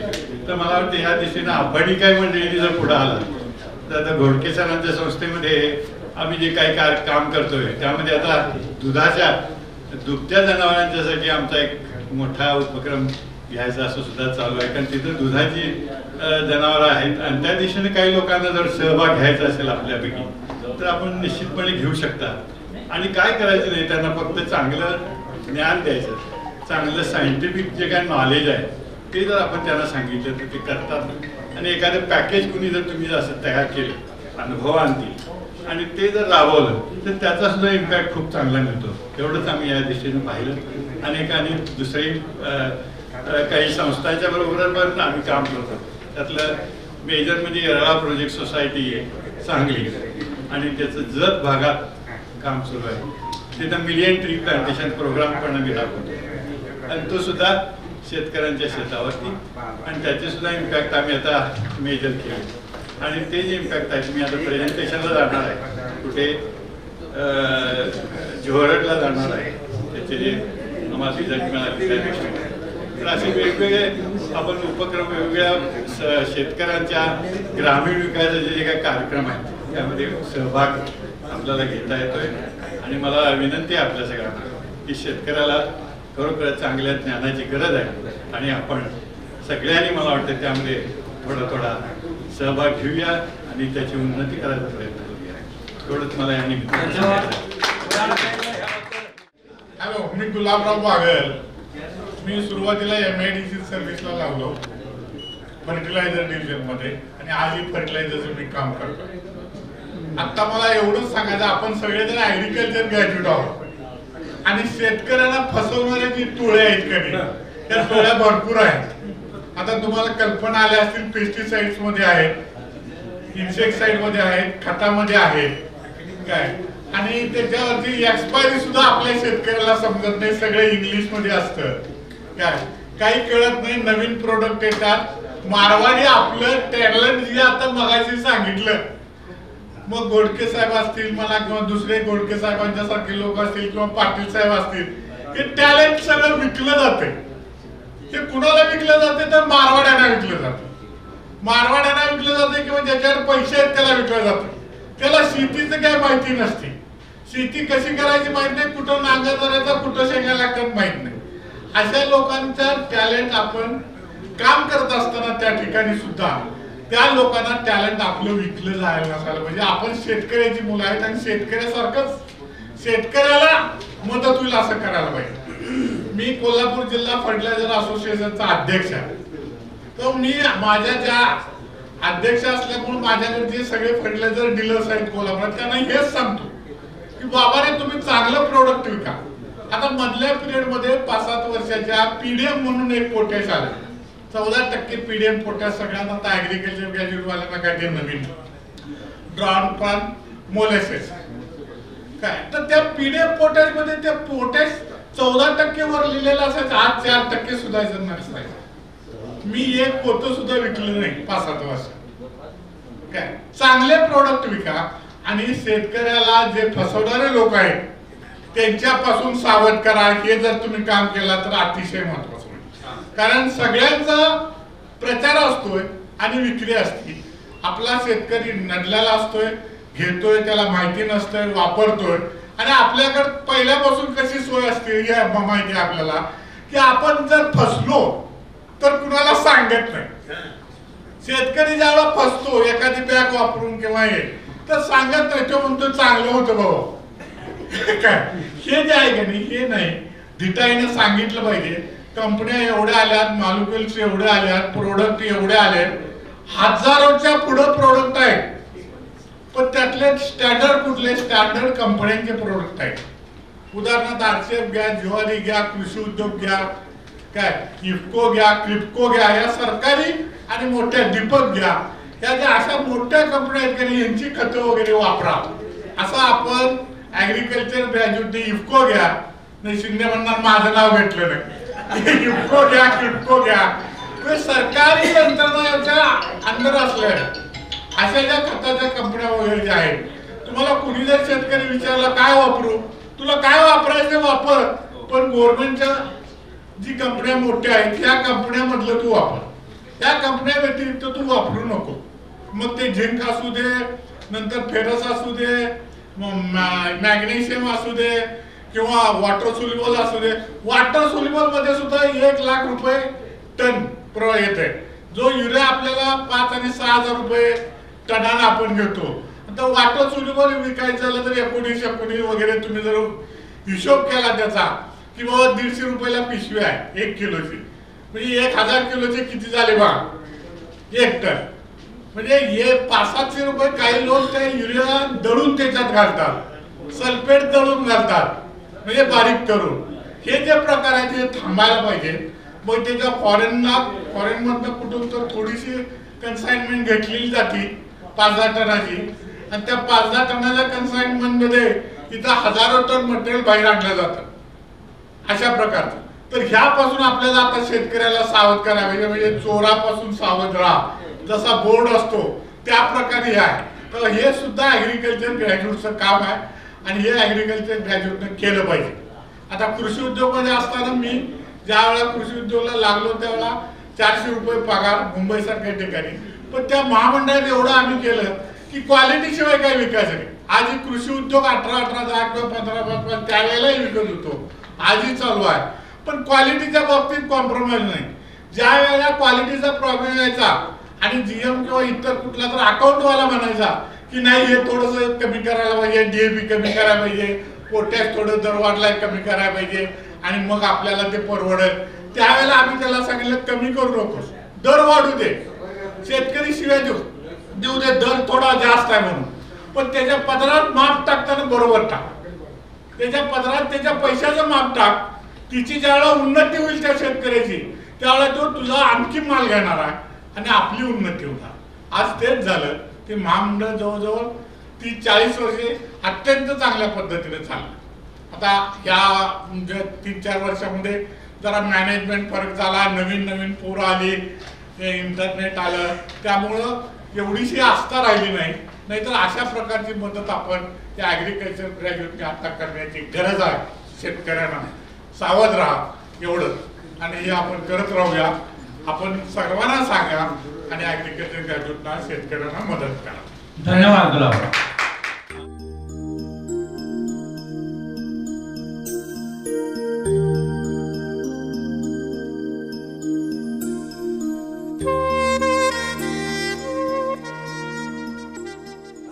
मी विश्वास नारायण चव्हाण. बसा जाधव साहेब पांढरण बसा. 71ला ग्रॅज्युएट झाल्यानंतर 3 वर्ष ओव्हरशेअर केलं मायनॉर इरिगेशन मध्ये. परत मग 73 ते 75 MSc झाली. मी पॅथॉलॉजी घेतली, सिलेक्शन केलं. कारण का रोग निवारण हा अत्यंत महत्त्वाचा फॅक्टर आहे आता सध्या परिस्थितीला. आणि मी माझा थिसिस टोमॅटोवर घेतला आणि टोमॅटोवर घेतल्यानंतर टोमॅटोमध्ये specialization AB Jadhav, doctor AB Jadhav आणि माझे डॉक्टर PA शिंदे, त्यांची PhD त्यावेळेला USA मधून झाली होती. आणि नुकतंच त्यांनी मशरूम आपल्या महात्मा फुले कृषी विद्यापीठामध्ये प्रोजेक्ट आणला होता.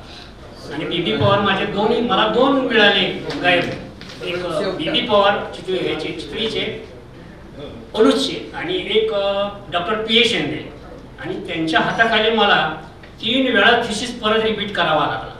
कारण इतके करेक्ट आणि इतके तंतोतंत अभ्यास होते की त्याच्यामुळे मला 3 वर्ष गेली. 73 ते 75 आणि 76ला मला मग MSc मिळाली. आणि त्यावेळेला मग कॉन्व्हेकेशनमध्ये बरेचसे PG पाटील आपल्या विद्यापीठाला आले होते आणि ते gold medalist from Oxford university इंग्लंडमधले. आणि त्यांनी सांगितलं एकाच भाषेत की go to farm, do the sheti. आपली शेती फार भयंकर वीकमध्ये आहे आता. मी स्वतः सोडून आलो इंग्लंडमधून आणि मी इथं आपल्या देशाचं कार्य करण्यासाठी आलो. हे जे बाळकडू बसलं डोक्यात, सुरुवातीपासून मग मी स्पेशलायझेशन टोमॅटोवर घेतल्यानंतर टोमॅटोचे जे काही ह्याच्या बेंगलोरच्या व्हरायटी सगळ्या मी गोळा केला आणि एक ग्रुप केला. आणि त्या ग्रुपमधून मार्केटिंग, अगदी पनवेल मार्केट, बेळगाव मार्केट आणि इथपर्यंत सगळा माल. आणि डेमो हा अत्यंत महत्त्वाचा आहे. आपला स्वतःचा डेमो पाहिजे. आपण काउन्सिलिंग करतो ज्या वेळेला सॉइल ॲनालिसिस पासून, soil analysis tip of the roots पासून ते हार्वेस्ट पासून ते मार्केटच्या व्हॅल्युएशन पर्यंत हे सगळं कॅल्क्युलेशन केल्याशिवाय शेती ही कशी आहे हे समजणार नाही. तर मी माझे काही आधी कृषी फलोद्यानमध्ये भाजीपाला संघ एक तयार केला, ग्रेट संघ एक तयार केला आणि माझ्या वाई आणि हा परिसर संपूर्ण आम्ही ग्रेपच्या बाबतीत फार मोठं म्हणजे योगदान दिलं. आम्ही माझं स्वतःच्या अनुभवाचं मी योगदान दिलं.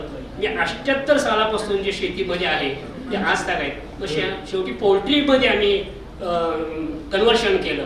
त्याच्यानंतर पोल्ट्री, भाजीपाला, ऊस संशोधन AB जाधव, डॉक्टर AB जाधवांना आम्ही ह्याच्यावर आणलं होतं, कारखान्यावर आणलं होतं. त्यांना त्यांचं मार्गदर्शन दिलं. तर त्यावेळेला 80 टन ॲव्हरेज, 78ला 80 टन ॲव्हरेज आम्ही त्यावेळेला काढलेले.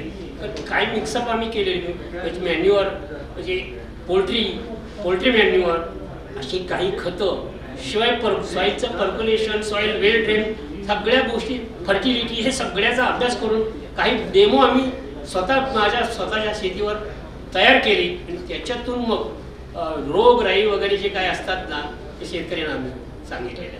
आता शेती हा विषय फार भयंकर अवघड आहे. भयंकर अवघड म्हणजे आपण म्हणू नये, पण शेती बघितलं फार सोपी आहे.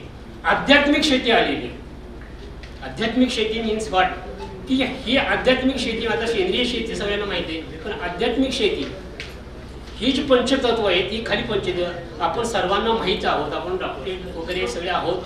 पण ज्या वेळेला न बोलणारं व्यक्तिमत्व, न बोलणं माणसाचं सांगू शकतो लक्षण, बाबा असं असं आहे, मला डोकं दुखते माझं का, पण हे बोलत नाही. म्हणजे अकॉर्डिंग टू आता हे प्लॅन्ट आहे, त्या प्लॅन्टला मी मागल्या वेळेला मी सांगितलं होतं की 8 इंचाचा जो रोप असेल तर त्याची 6.5 इंच त्याची लेंथ असते. कारण सावलीपर्यंत हे आपल्या टिप्स तिथपर्यंत असतात. हे इतकं बारीक की डीप ऑब्झर्वेशन ज्यावेळेला आपण शेतीमध्ये स्वतः प्रत्यक्ष डेमो करून तयार करतो ना, त्यावेळेला ते शेतकऱ्यांच्या लक्षात येतं. तर सगळ्या शेती करत करत आम्ही आता फ्लोरिकल्चरकडे, माझे काही मित्र 45 मित्र आहोत, आम्ही फ्लोरिकल्चरकडे वळवलो आहे. आता नवीन जो बारामतीला जे काही प्रदर्शन झालं त्याच्यामध्ये व्हाईट सुविधा म्हणून एक शेवंतीची व्हरायटी आहे. तर शेवंती एक आणि ऐश्वर्या येलो एक तर विकास, सांगलीच्या विकास एजन्सीमधून सुद्धा आम्ही रोपं घेऊन शेतकऱ्याला पुरवतो. कारण फ्लोरिकल्चर हा विषय आता झाला आहे की शॉर्ट बट स्वीट, त्याच्यामध्ये मेंटेनन्स जास्त लागत नाही. तर आपलं कन्व्हर्सेशन केलं पाहिजे.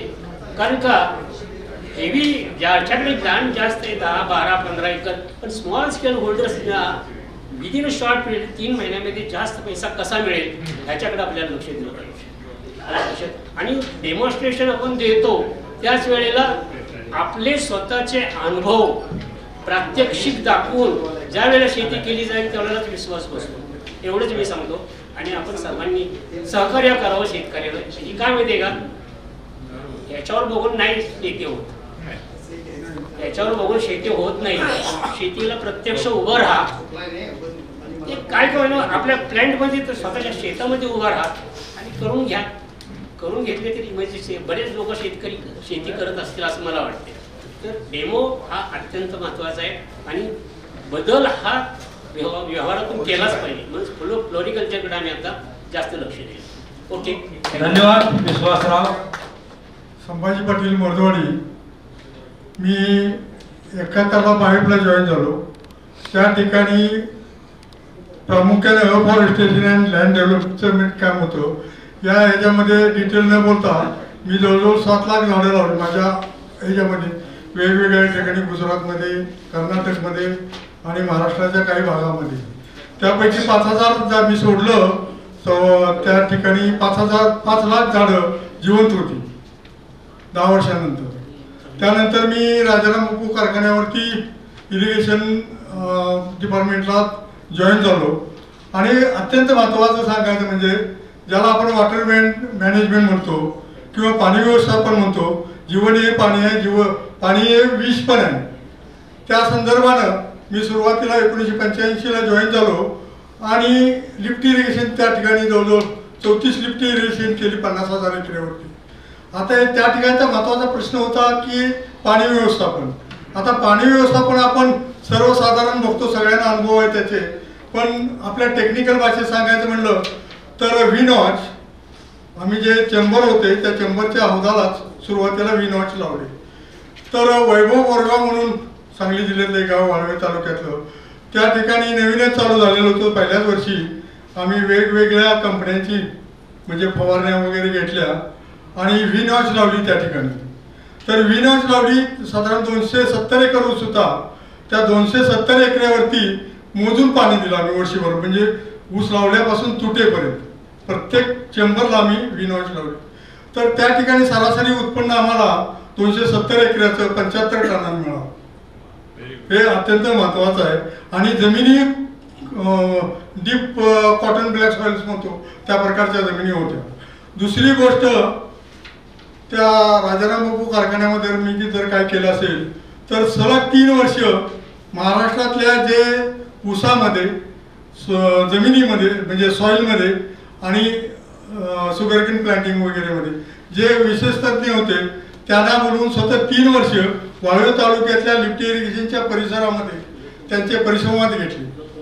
प्रत्येक वर्षी 10 ते 12 गाव आम्ही घेत होतो आणि त्या गावामध्ये ऊसाचा पाला पेटवायचा नाही, ऊसाचा पाला पेटवायचा नाही, ऊसाचा पाला जमिनीमध्ये कुजवला पाहिजे, अत्यंत महत्त्वाचं आहे. त्याकरता प्रबोधनाकरता जवळजवळ त्या लिफ्ट इरिगेशनचे 16,000 सभासद आहेत. आम्ही 3 वर्षात ते 16,000 सभासद जवळजवळ कव्हर केले. म्हणजे प्रत्येक ठिकाणी सर्व सभासद हजर राहत नव्हते, पण एकाकडून दुसऱ्याकडे, दुसऱ्याकडून तिसऱ्याकडे अशी चेन बऱ्याच सभासदांच्यापर्यंत ते पोचलं. आणि आज जवळजवळ 90% लोक पाला पेटवायची त्या काळात म्हणजे. आणि आता बघितलं तर तुम्ही 10% लोक पाला पेटवतात, 90% लोक ते पाला कुट्टी करतात, कुजवतात, एनेके प्रकारे म्हणजे जीवाणू वापरून ते कुजवण्याचा प्रयत्न करतात. दुसरी गोष्ट तर वाळवे तालुक्यामध्ये कासेगाव, साखराळे, इस्लामपूर ह्या जमिनी क्षारयुक्ताने उत्पन्न कमी येणाऱ्या झालेलं होतं. शासनाच्या वतीनं आम्ही 2200 एकरावरती अंतर्गत ड्रेनेजचा जमिनी अंतर्गत ड्रेनेजचा प्रोजेक्ट घेतला. तर त्यामध्ये आम्ही 2200 एकराचा कार्यक्रम घेतला, पण 1100 एकर पूर्ण झालं. बाकीचा निधी आम्हाला शासनाकडून मिळाला नाही. मी डॉक्टर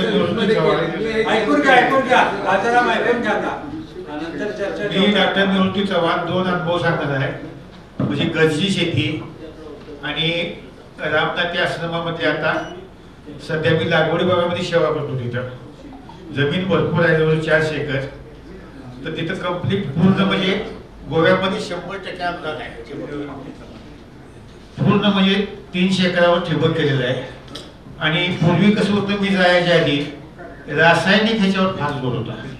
कारण आश्रमाला दररोज जवळजवळ 1100-1200 म्हणजे साधक असतात, म्हणजे आले गेले. त्यामुळे भाजी भरपूर लागते आणि त्यामुळे उत्पादन कसं वाढेल ह्याच्यात लक्ष असायचं. मग मी गेल्यावर हे सगळं पाहिलं आणि मला ते अध्यात्मातलं आठवलं की ऋषीमुनीने आपल्याला शाश्वत शेती करायला सांगितलेली आहे. आणि आपण तर आता काय करायलोय, उत्पन्न कसं वाढेल आणि रासायनिक सगळं भर चालला आहे. आणि त्यामुळे काय झालंय, सगळं पर्यावरण आणखी मानवाचं जीवन सुद्धा त्याच्यावर वाईट परिणाम व्हायला लागलाय. कॅन्सर सारखे रोग, हृदयाच्या समस्या, इतर समस्या, एक प्रकारचं स्लो पॉइझनिंग. मग मी काय केलं, एकदम तुम्हाला सेंद्रिय वळता येत नाही. कारण सेंद्रिय वळायचं म्हणलं तर 5% ऑर्गॅनिक कार्बन पाहिजे कमीत कमी. तर हळूहळू वळावं लागतं. मग आता जवळजवळ पूर्ण सेंद्रिय वळलोय. त्यामुळे झालंय कसं माहित आहे का, जीवामृत, पुन्हा सेंद्रिय खत, कंपोस्ट खत आणि कीटकनाशक सुद्धा वापरताना सेंद्रिय वापरायची. तर त्यामुळे मित्रकिडीचं सुद्धा प्रमाण वाढलंय. आणि साधकांनाही पटलंय. आता आश्रमात साधू संतांना आपण म्हणजे हे जेवणामध्ये भाजीपाला वापरतोय, साधकासाठी वापरतोय. त्यांना मी एकाच भाषेत सांगितलं, माझा भाचा सुद्धा म्हटलं जास्त शिकलेला नाही, पण आश्रमात द्राक्षे द्यायची म्हटलं की तू 1 महिना म्हणजे कुठलंच औषध वाढत नाही म्हटलं. आणि इथं तर आपण म्हटलं जोर चाललाय. त्यामुळे आता पूर्ण सेंद्रिय वळलोय, चांगलं आहे. पुन्हा दुसरा अनुभव असा आहे, गावी फक्त एकच बदल केला, खिलार बैलाऐवजी ट्रॅक्टर. त्या द्राक्ष बागेमध्ये ट्रॅक्टरचा उपयोग होतो. मी माझे अनुभव वगैरे काही सांगणार नाही. तुमचा आणि माझा अनुभव आता घेतोय आपण, त्याबद्दल बोलणार आहे थोडं. बाकी जास्त काय वेगळा अनुभव सांगणार नाही. तो अनुभव असा आहे, आज आपण गेले 2-3 वर्ष झालं हा स्नेह मेळावा गेट टुगेदर करतोय आणि हा आनंद आपल्याला प्राप्त होतोय. हा आनंद प्राप्त होतोय. तिची ओढ करण्यात इतकी ओढ आपल्याला लागते की एकदा कधी येतो ह्या दिवस आणि आपण तिथं सगळी एकत्र येऊन एकामेकाचं सुख दुःख आपण विचारतोय. कसं काय, पहिल्यांदा मला तर आले, पण असं इतका आनंद झाला की प्रत्येक जण भेटलं. कसं काय तब्येत, प्रत्येकानं आपापल्या एकमेकाला तब्येतीची चौकशी केली, जिव्हाळ्याची चौकशी केली. तर आज तुम्हाला सांगतो, इकडे जी ओढ इतकी, तिथे साधी घटना किंवा माझी ही जिथे सांगतोय, माझी कौतुक म्हणून सांगत नाही, पण एक माझी ओढ किती होती त्याच्याबद्दल तर सांगतो. माझ्या घरी आता कार्यक्रम चालू असेल, आता समजला असेल. तो कार्यक्रम असा आहे, आज आहे बारस आणि ती बारस आमच्या घरी मी गेले 3 दिवस हे जे पारायण चालू आहे आणि आज ते पारायणाचं समाप्ती जेवणाचा 400-500 माणसाचा कार्यक्रम. आम्ही घरी फक्त नवरा बायको दोघंच आहे, म्हातारा तेव्हा हा कार्यक्रम माझ्या घरी चालू आहे. आता हे ज्यावेळेला मला निरोप आला ह्या कार्यक्रमाचा, त्यावेळेला ते दोन्ही कार्यक्रम, आज पारसीचा कार्यक्रम हा कार्यक्रम एकत्र आहे म्हटल्यानंतर मी मंडळी असंच आहे, मला तर जायचं आहे. वर्षात 1 वेळ आम्ही भेटतोय आणि एकमेकाचा विचारपूस होते. मी आता ही बारसेला थांबायला पाहिजे. मी घरात आता पुरुष कोण कृपया आपापसात बोलू नका. तर मंडळीने मला सांगितलं काय नाही, तुम्ही बारसेचं माझं मी बघून घेतो. तुम्हाला तुमच्या मित्रमंडळीत जायचं असेल, भेटायचं, तुम्ही खुशाल जावा आणि तुमचा आनंद घ्या तुम्ही. तर सांगायचं याच्या पाठीमागे एवढाच की घरात एवढा मोठा कार्यक्रम असून मला ह्याची ओढ लागली की जेणेकरून गेली 35 वर्ष आपण कॉलेजमधून बाहेर पडल्यानंतर सुद्धा आपल्याला एकमेकाला भेटता येते, एकमेकाचा जिव्हाळा समजून घ्यायला येतोय आणि हा जो योग निर्माण केला, ही संधी निर्माण कोणी केली तर हे काय प्रमुख मंडळी तिची नावं बघत तू सांग.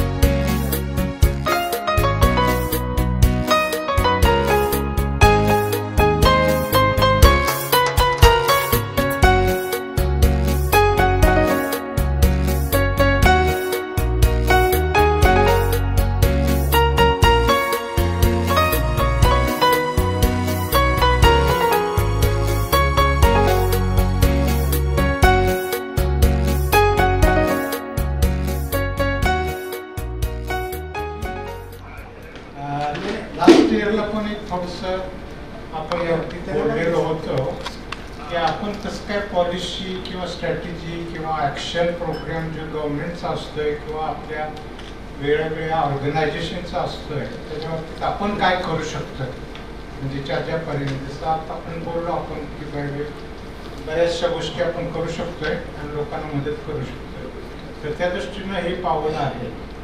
आणि खरं म्हणजे आमच्या मातीनं आम्हाला शिकवलं, म्हणजे माती म्हणजे आपला देश किंवा मातृभूमी म्हणा, थोडक्यात महाराष्ट्र असू दे, कोल्हापूर जिल्हा असू दे, माझं गाव असू दे किंवा एंटायर कंट्री असू दे, तीच आपली माती होती. आणि मातीनं जे काही आपल्याला शिक्षण दिलं आणि आतापर्यंत आपण त्याचा उपयोग करून घेतला, आपण कार्यही केलं, पण त्याच्यापासून आपण मोठे झालो, फॅमिली चांगली झाली. त्या व्यतिरिक्त हे करूनही आपण काय करू शकतो आपल्या लोकांच्यासाठी, यासाठी आपण जर थोडासा वेळ घालवला तुम्ही स्वतःनी, तर मला असं वाटतं की आम्ही कर्मयोगी आहे.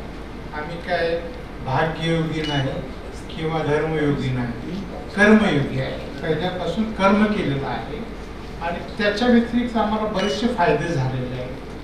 तर असे फायदे झाल्यानंतर आपण आपल्या समाजासाठी काय करू शकतो हे काही येतं. आता तर रतन टाटा वगैरे हे लोक आहेत, त्यांनी काय काय केलं तुम्हाला माहीत आहे, पण त्या लेवलला आपण जाऊ शकत नाही. तर ते जर शक्य नाही तर आपण थोड्याशा काहीतरी करू शकतोय हे आपण ठरवायचं. मला बऱ्याच त्यावेळेला वाटलं की खरोखरच त्यावेळेला आम्ही काम करत होतो.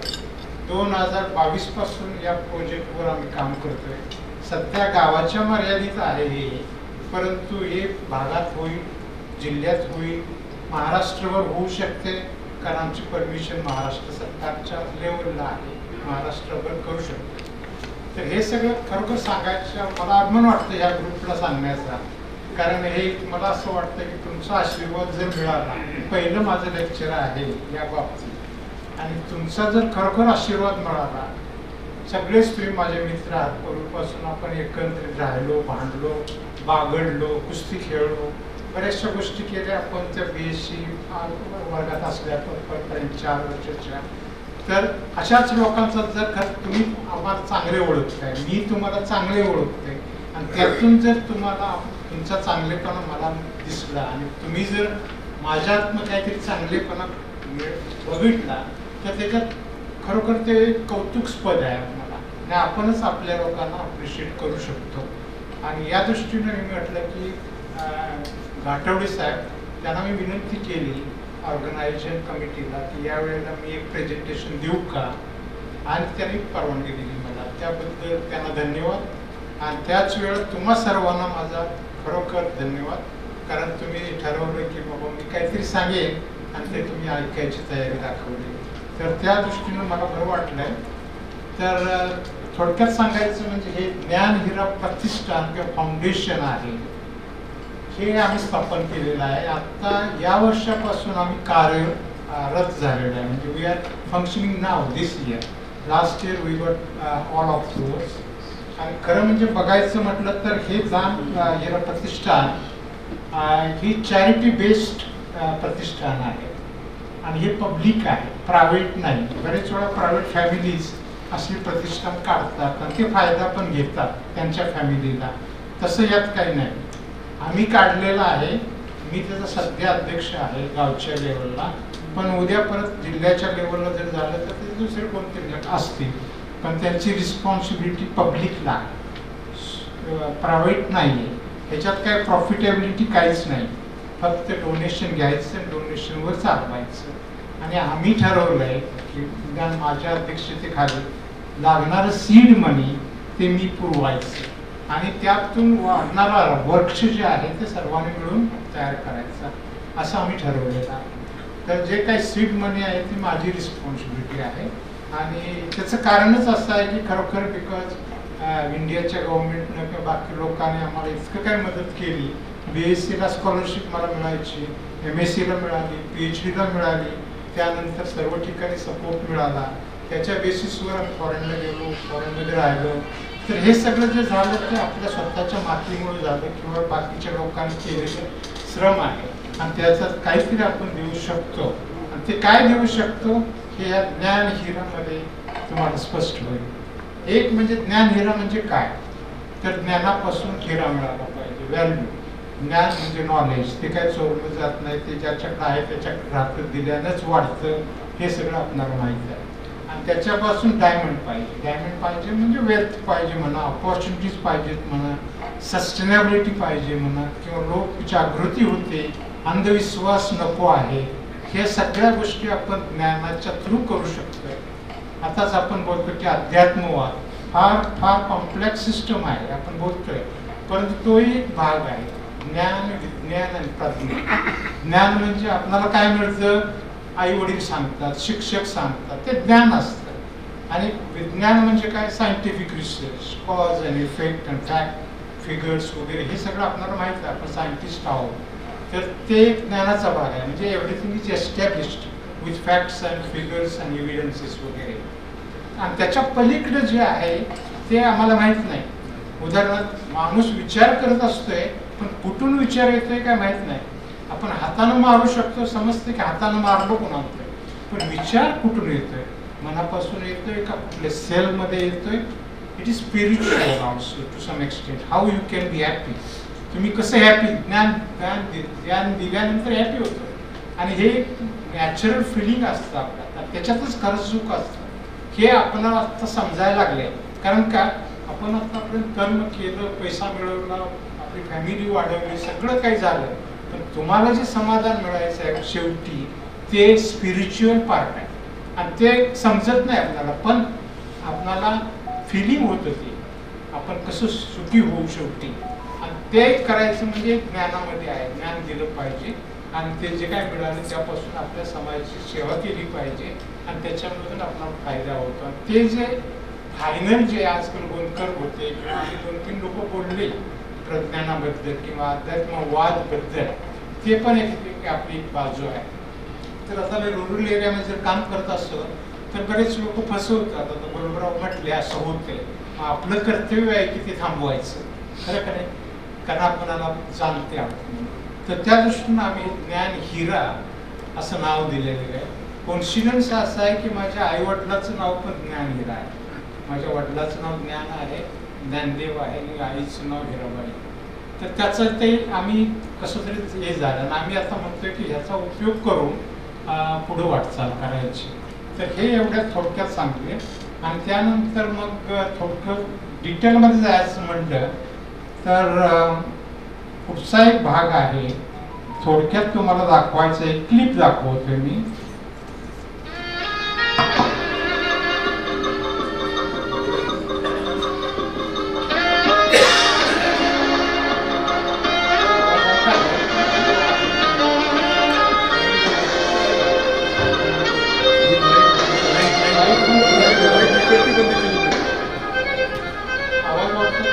Open me up, I'm on the clock.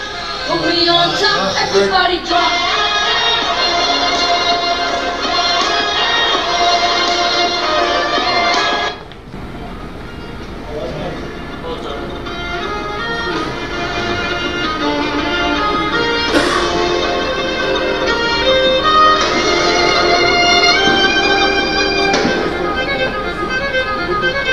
Open me up, I'm on the clock. Put me on top, everybody drop.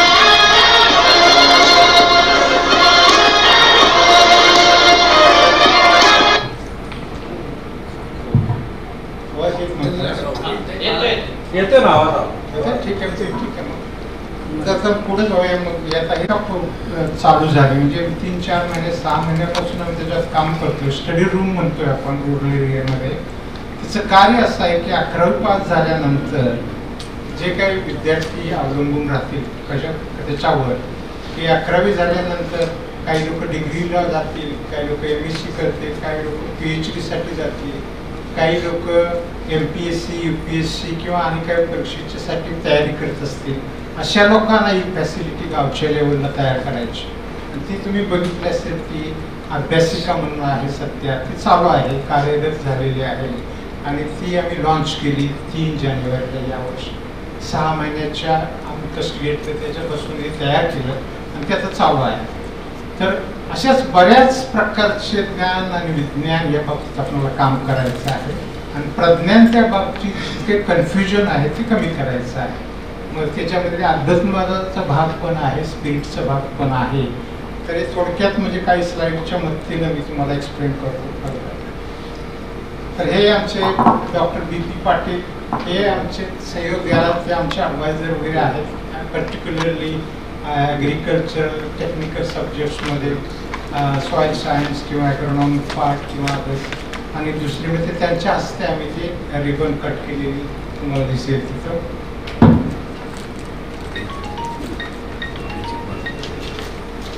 त्यानंतर ते इन्स्पेक्शन करायला लागले. त्या वयामध्ये 75 नंतर आपल्या मनामध्ये सुद्धा हा उत्साह, ही उर्मी येऊ शकते. आपण ज्यातून आलो, ज्या मातीतून आलो, ज्या 7-12 वर्ष प्रामुख्याने, जसं रघुनाथ खोडके, शिंदे, अजून बरेच जण, रंगराव महाडिक यांच्या गावामध्ये विधायक कार्य करतात हे मला माहिती आहे. असंच आपणही ती ऊर्जा घेऊन आपण ज्या ठिकाणी आलो, कदाचित आता आपण त्या ठिकाणी नाही आहे, काही निमित्तानं आपण स्थायिक दुसऱ्या ठिकाणी झालो आहोत, तरी सुद्धा आपलं कर्तव्य म्हणून काहीतरी देणं लागतं म्हणून आपण हे करणं उचित आहे. आणि त्याचे इन्स्पिरेशन टॉक आपल्या ह्या आजच्या 3ऱ्या स्नेहमेळाव्यामध्ये डॉक्टर रघुनाथ खोडकेंनी आपल्याला सूचित केलेलं आहे. आपण वेगवेगळ्या पद्धतीने कुठेही कार्य करतो. आता मी SV पाटील पुण्याला राहतात ते आपले पदवीधर, त्यांचं अतिउत्कृष्ट काम आहे सोशल फाउंडेशनमध्ये. त्या गोष्टी कुठेतरी आपण एकमेकाशी सांगितल्या गेल्या पाहिजेत, अवगत केल्या पाहिजे, त्याचं इन्स्पिरेशन घेतलं पाहिजे, त्याचा उपयोग केला पाहिजे. आपलं देणं म्हणून लागतो. आपल्या घरात लोढणं आहे. गोल्ड मेडल आहे, गोल्ड मेडल. हा, दत्तात्रय बोलद्यांनी सांगितलं ते सोशल सायन्स मध्ये PhD आहे आणि त्यामुळे हे गोल्ड मेडल आहे. आपलं कायमच हे लक्षात राहणार आहे. तिसऱ्या मेळाव्याचं त्याचे जे करते सवर्ती आहेत ते आपले राजाराम सनदे. काय झालंय, खात्यातून डेअरीचे सायन्स असल्यामुळे त्यांना लोढणा लक्षात येतोय. लोढणा पाटीत पण बसतो आणि गळ्यात पण अडकतो. घरी गेल्यावर लोट नाही म्हणल्यावर मागा लोटते. बरोबर आहे. राजाराम श्रीपती पाटील साखराकर बरोबर आहे. पंढरीचे वारी आम्हाला पण घेऊन जायचं आता. ओके, तर मित्र हो, हे ज्याने आपल्याला आनंदाने प्रदान केलेला आहे त्या प्रदान कर्त्याचा आपण सत्कार करतोय आणि त्याला मी बोलवतो या सत्कारासाठी. सत्कारासाठी आपण यावे. संदेश आहे या, आपण तुमचा आम्ही यथोचित सन्मान करणार आहे हे दिल्याबद्दल. दुसरा त्यानंतरचा BP पाटील यांनी हा एक प्रशस्ती पत्र मिळालेलं आहे. त्या प्रशस्ती पत्राचा पण आपण आपल्या वर्ग मित्राचा आदर करतोय. त्यांनाही आम्ही समोर बोलवतोय. मी डॉक्टर संभाजी शिंदे यांना बोलवतोय पुढच्या कार्यक्रमासाठी आणि आपण पण या डॉक्टर साहेब. आपल्या गळ्यात जे गोल्ड मेडल आपण घातलंय ही आयडिया आमचे राजाराम शिंदे जे पुणे ग्रुपचे, तर त्यांनी आधी मला सांगितलं की आपण ते असं आपण कॉन्फरन्सला वगैरे जातो किंवा कुठं ते असं एक चौकोनी कागदाचं हे मिळतं त्याच्यावर नाव गाव सगळे, तर ते देऊया. आणि म्हणून ते काय माणूस बाहेर घरी गेले की कापून फाटते, कुठेतरी कचऱ्यात टाकून देते. तर आम्ही तेच केलं जेव्हा कॉन्फरन्सहून आलो. तर म्हणलं तसं नको, काहीतरी परमनंट लक्षात राहील असं काहीतरी देऊया. मग त्याने त्याच्या मुलाशी कन्सल्ट करून त्याचं कोणतरी एक ओळखीचे होते की जे अशा प्रकारच्या वस्तू बनवतात. तो म्हणाला असं करूया का. मग त्याने मला फोटो पाठवले की असं असं आपल्याला करता येईल. तर म्हणलं करता येईल. मग त्याप्रमाणे त्यांनी हे करून घेतलं. त्यातलं आतलं कंटेंट करायची थोडी मदत आम्ही केली. तर त्याप्रमाणे पहिल्यांदा आपण आता त्याच्या या सगळ्या काय जनरॉसिटीसाठी म्हणूया त्याचा आपण सत्कार करूया. आणि ते सत्कार करायला मी आपले मित्र मिस्टर इंगवले यांना बोलवते. नंतर आमचे मित्र आत्ताच घोडके सरांनी सांगितलं की how active he is still at this age in contributing to the betterment of the farmers. तर त्यासाठी ते नेहमीच व्हेरी ॲक्टिव्ह पर्सन. आता ते आसामला चाललेत काय प्रेझेंटेशन करायला. ॲग्रॉनॉमीचं असलं तरी मेट्रोलॉजी म्हणजे शेतकऱ्यांच्या ज्याच्यामुळं शेतकऱ्यांचा फायदा होईल अशा ज्या गोष्टी आहेत त्याच्या नेहमी करत असतात. आणि रिटायरमेंट नंतर ते जसं भगतनी सांगितलं ते DY पाटलाचे तिथे प्रिन्सिपल म्हणूनही काही वर्ष काम केलं. त्यांची प्रकृती साथ देत नसताना सुद्धा ते ह्या सगळ्या गोष्टी करत असतात. तर त्यांचा पण आपण सर्वांच्या वतीनं आज सत्कार करूया. आणि त्याच्यासाठी मी आमचे मित्र आध्यात्मिक मित्र नारायणराव निवृत्ती चव्हाण ते त्यांच्या एका डिसिप्लिनचे आहेत. त्यामुळे BSc पासून पार्टनर सुद्धा आहेत. BSc MSc राईट पर्सन उसावर काम केलंय. हे तर ऍग्रिकल्चरची आयडेंटिटीज आहे ती. आणि आता सनातन ह्याच्यामध्ये काम करताय सगळेच. त्यांच्या हस्ते आपण मला आठवण येते पहाटे 5 वाजता उठून ते मिसरी भाजायला आणि एक मोरे म्हणून होते आमच्या भीमराव मोरे.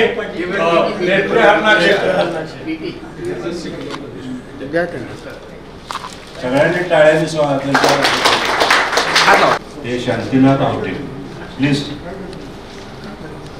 तर पहिल्या स्नेहमेळाव्यापासून तिसऱ्या स्नेहमेळाव्यापर्यंत तुमच्या ह्या कमिटीमध्ये ऑर्गनायझिंग कमिटी कोल्हापूरची आहे, त्यातला ॲक्टिव्ह माणूस आणि सगळ्यांना फोन करून सूचना करणे आणि कार्याची त्यांच्यानुसार आपल्या कामाचा ह्याची माहिती देणे या सगळ्या ऑर्गनायझेशनची. तर त्यांचा सत्कार करायला मी अननादातल्या संदे आमचे पुणेकर मित्र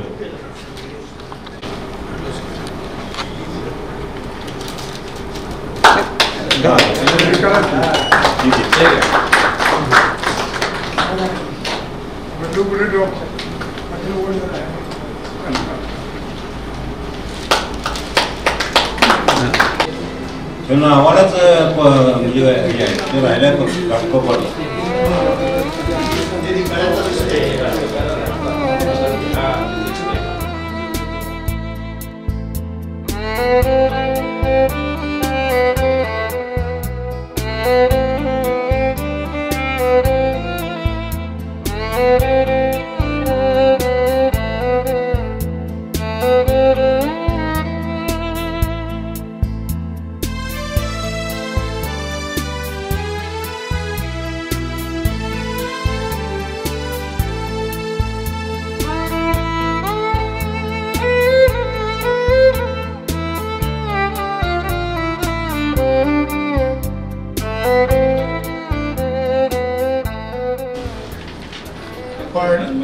सत्कार केला याबद्दल धन्यवाद.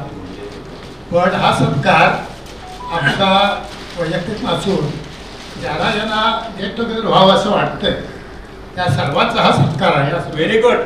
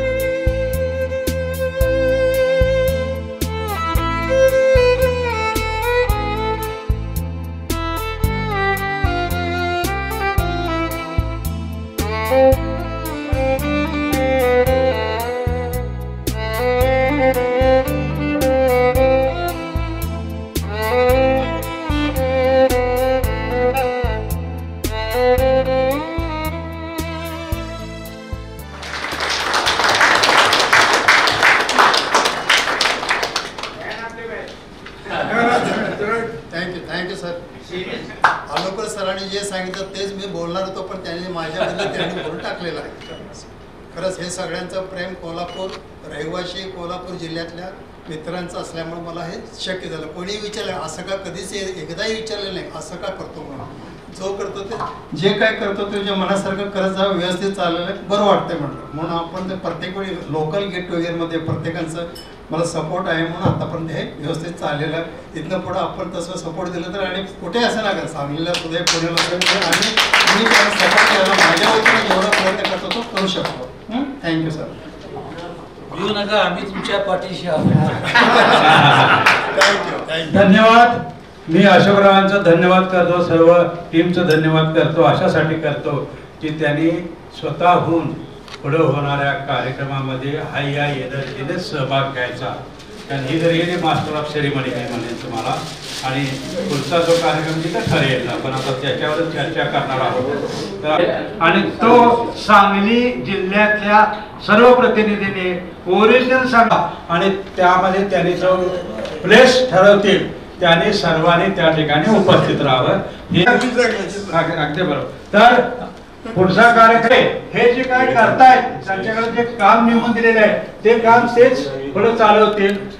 ऍक्च्युली त्या दिवसाचा प्रोग्राम ज्या पद्धतीनं आपण जेवणाची व्यवस्था करतो, हॉलची व्यवस्था करतो, बाकीचं सगळं अरेंजमेंट करतो, ते या ग्रुपनं करायचं सांगलीकरांनी. त्याचं प्लेस ठरवतील ते. मग तो सांगली मान्य सर्वांना, सर्वांना मान्य, सांगलीकर मान्य, तात्या हो ठीक आहे. ओके, आपण पहिला इश्यू महत्वाचा पूर्ण झाला. पुढच्या वर्षाचा फेब्रुवारीच्या पहिल्या आठवड्यात सांगलीचे सर्व कृषी प्रतिनिधी एका विचारानं एकत्र येऊन काम करतील. अशोकराव हे आपले नेहमीचे काम आहे.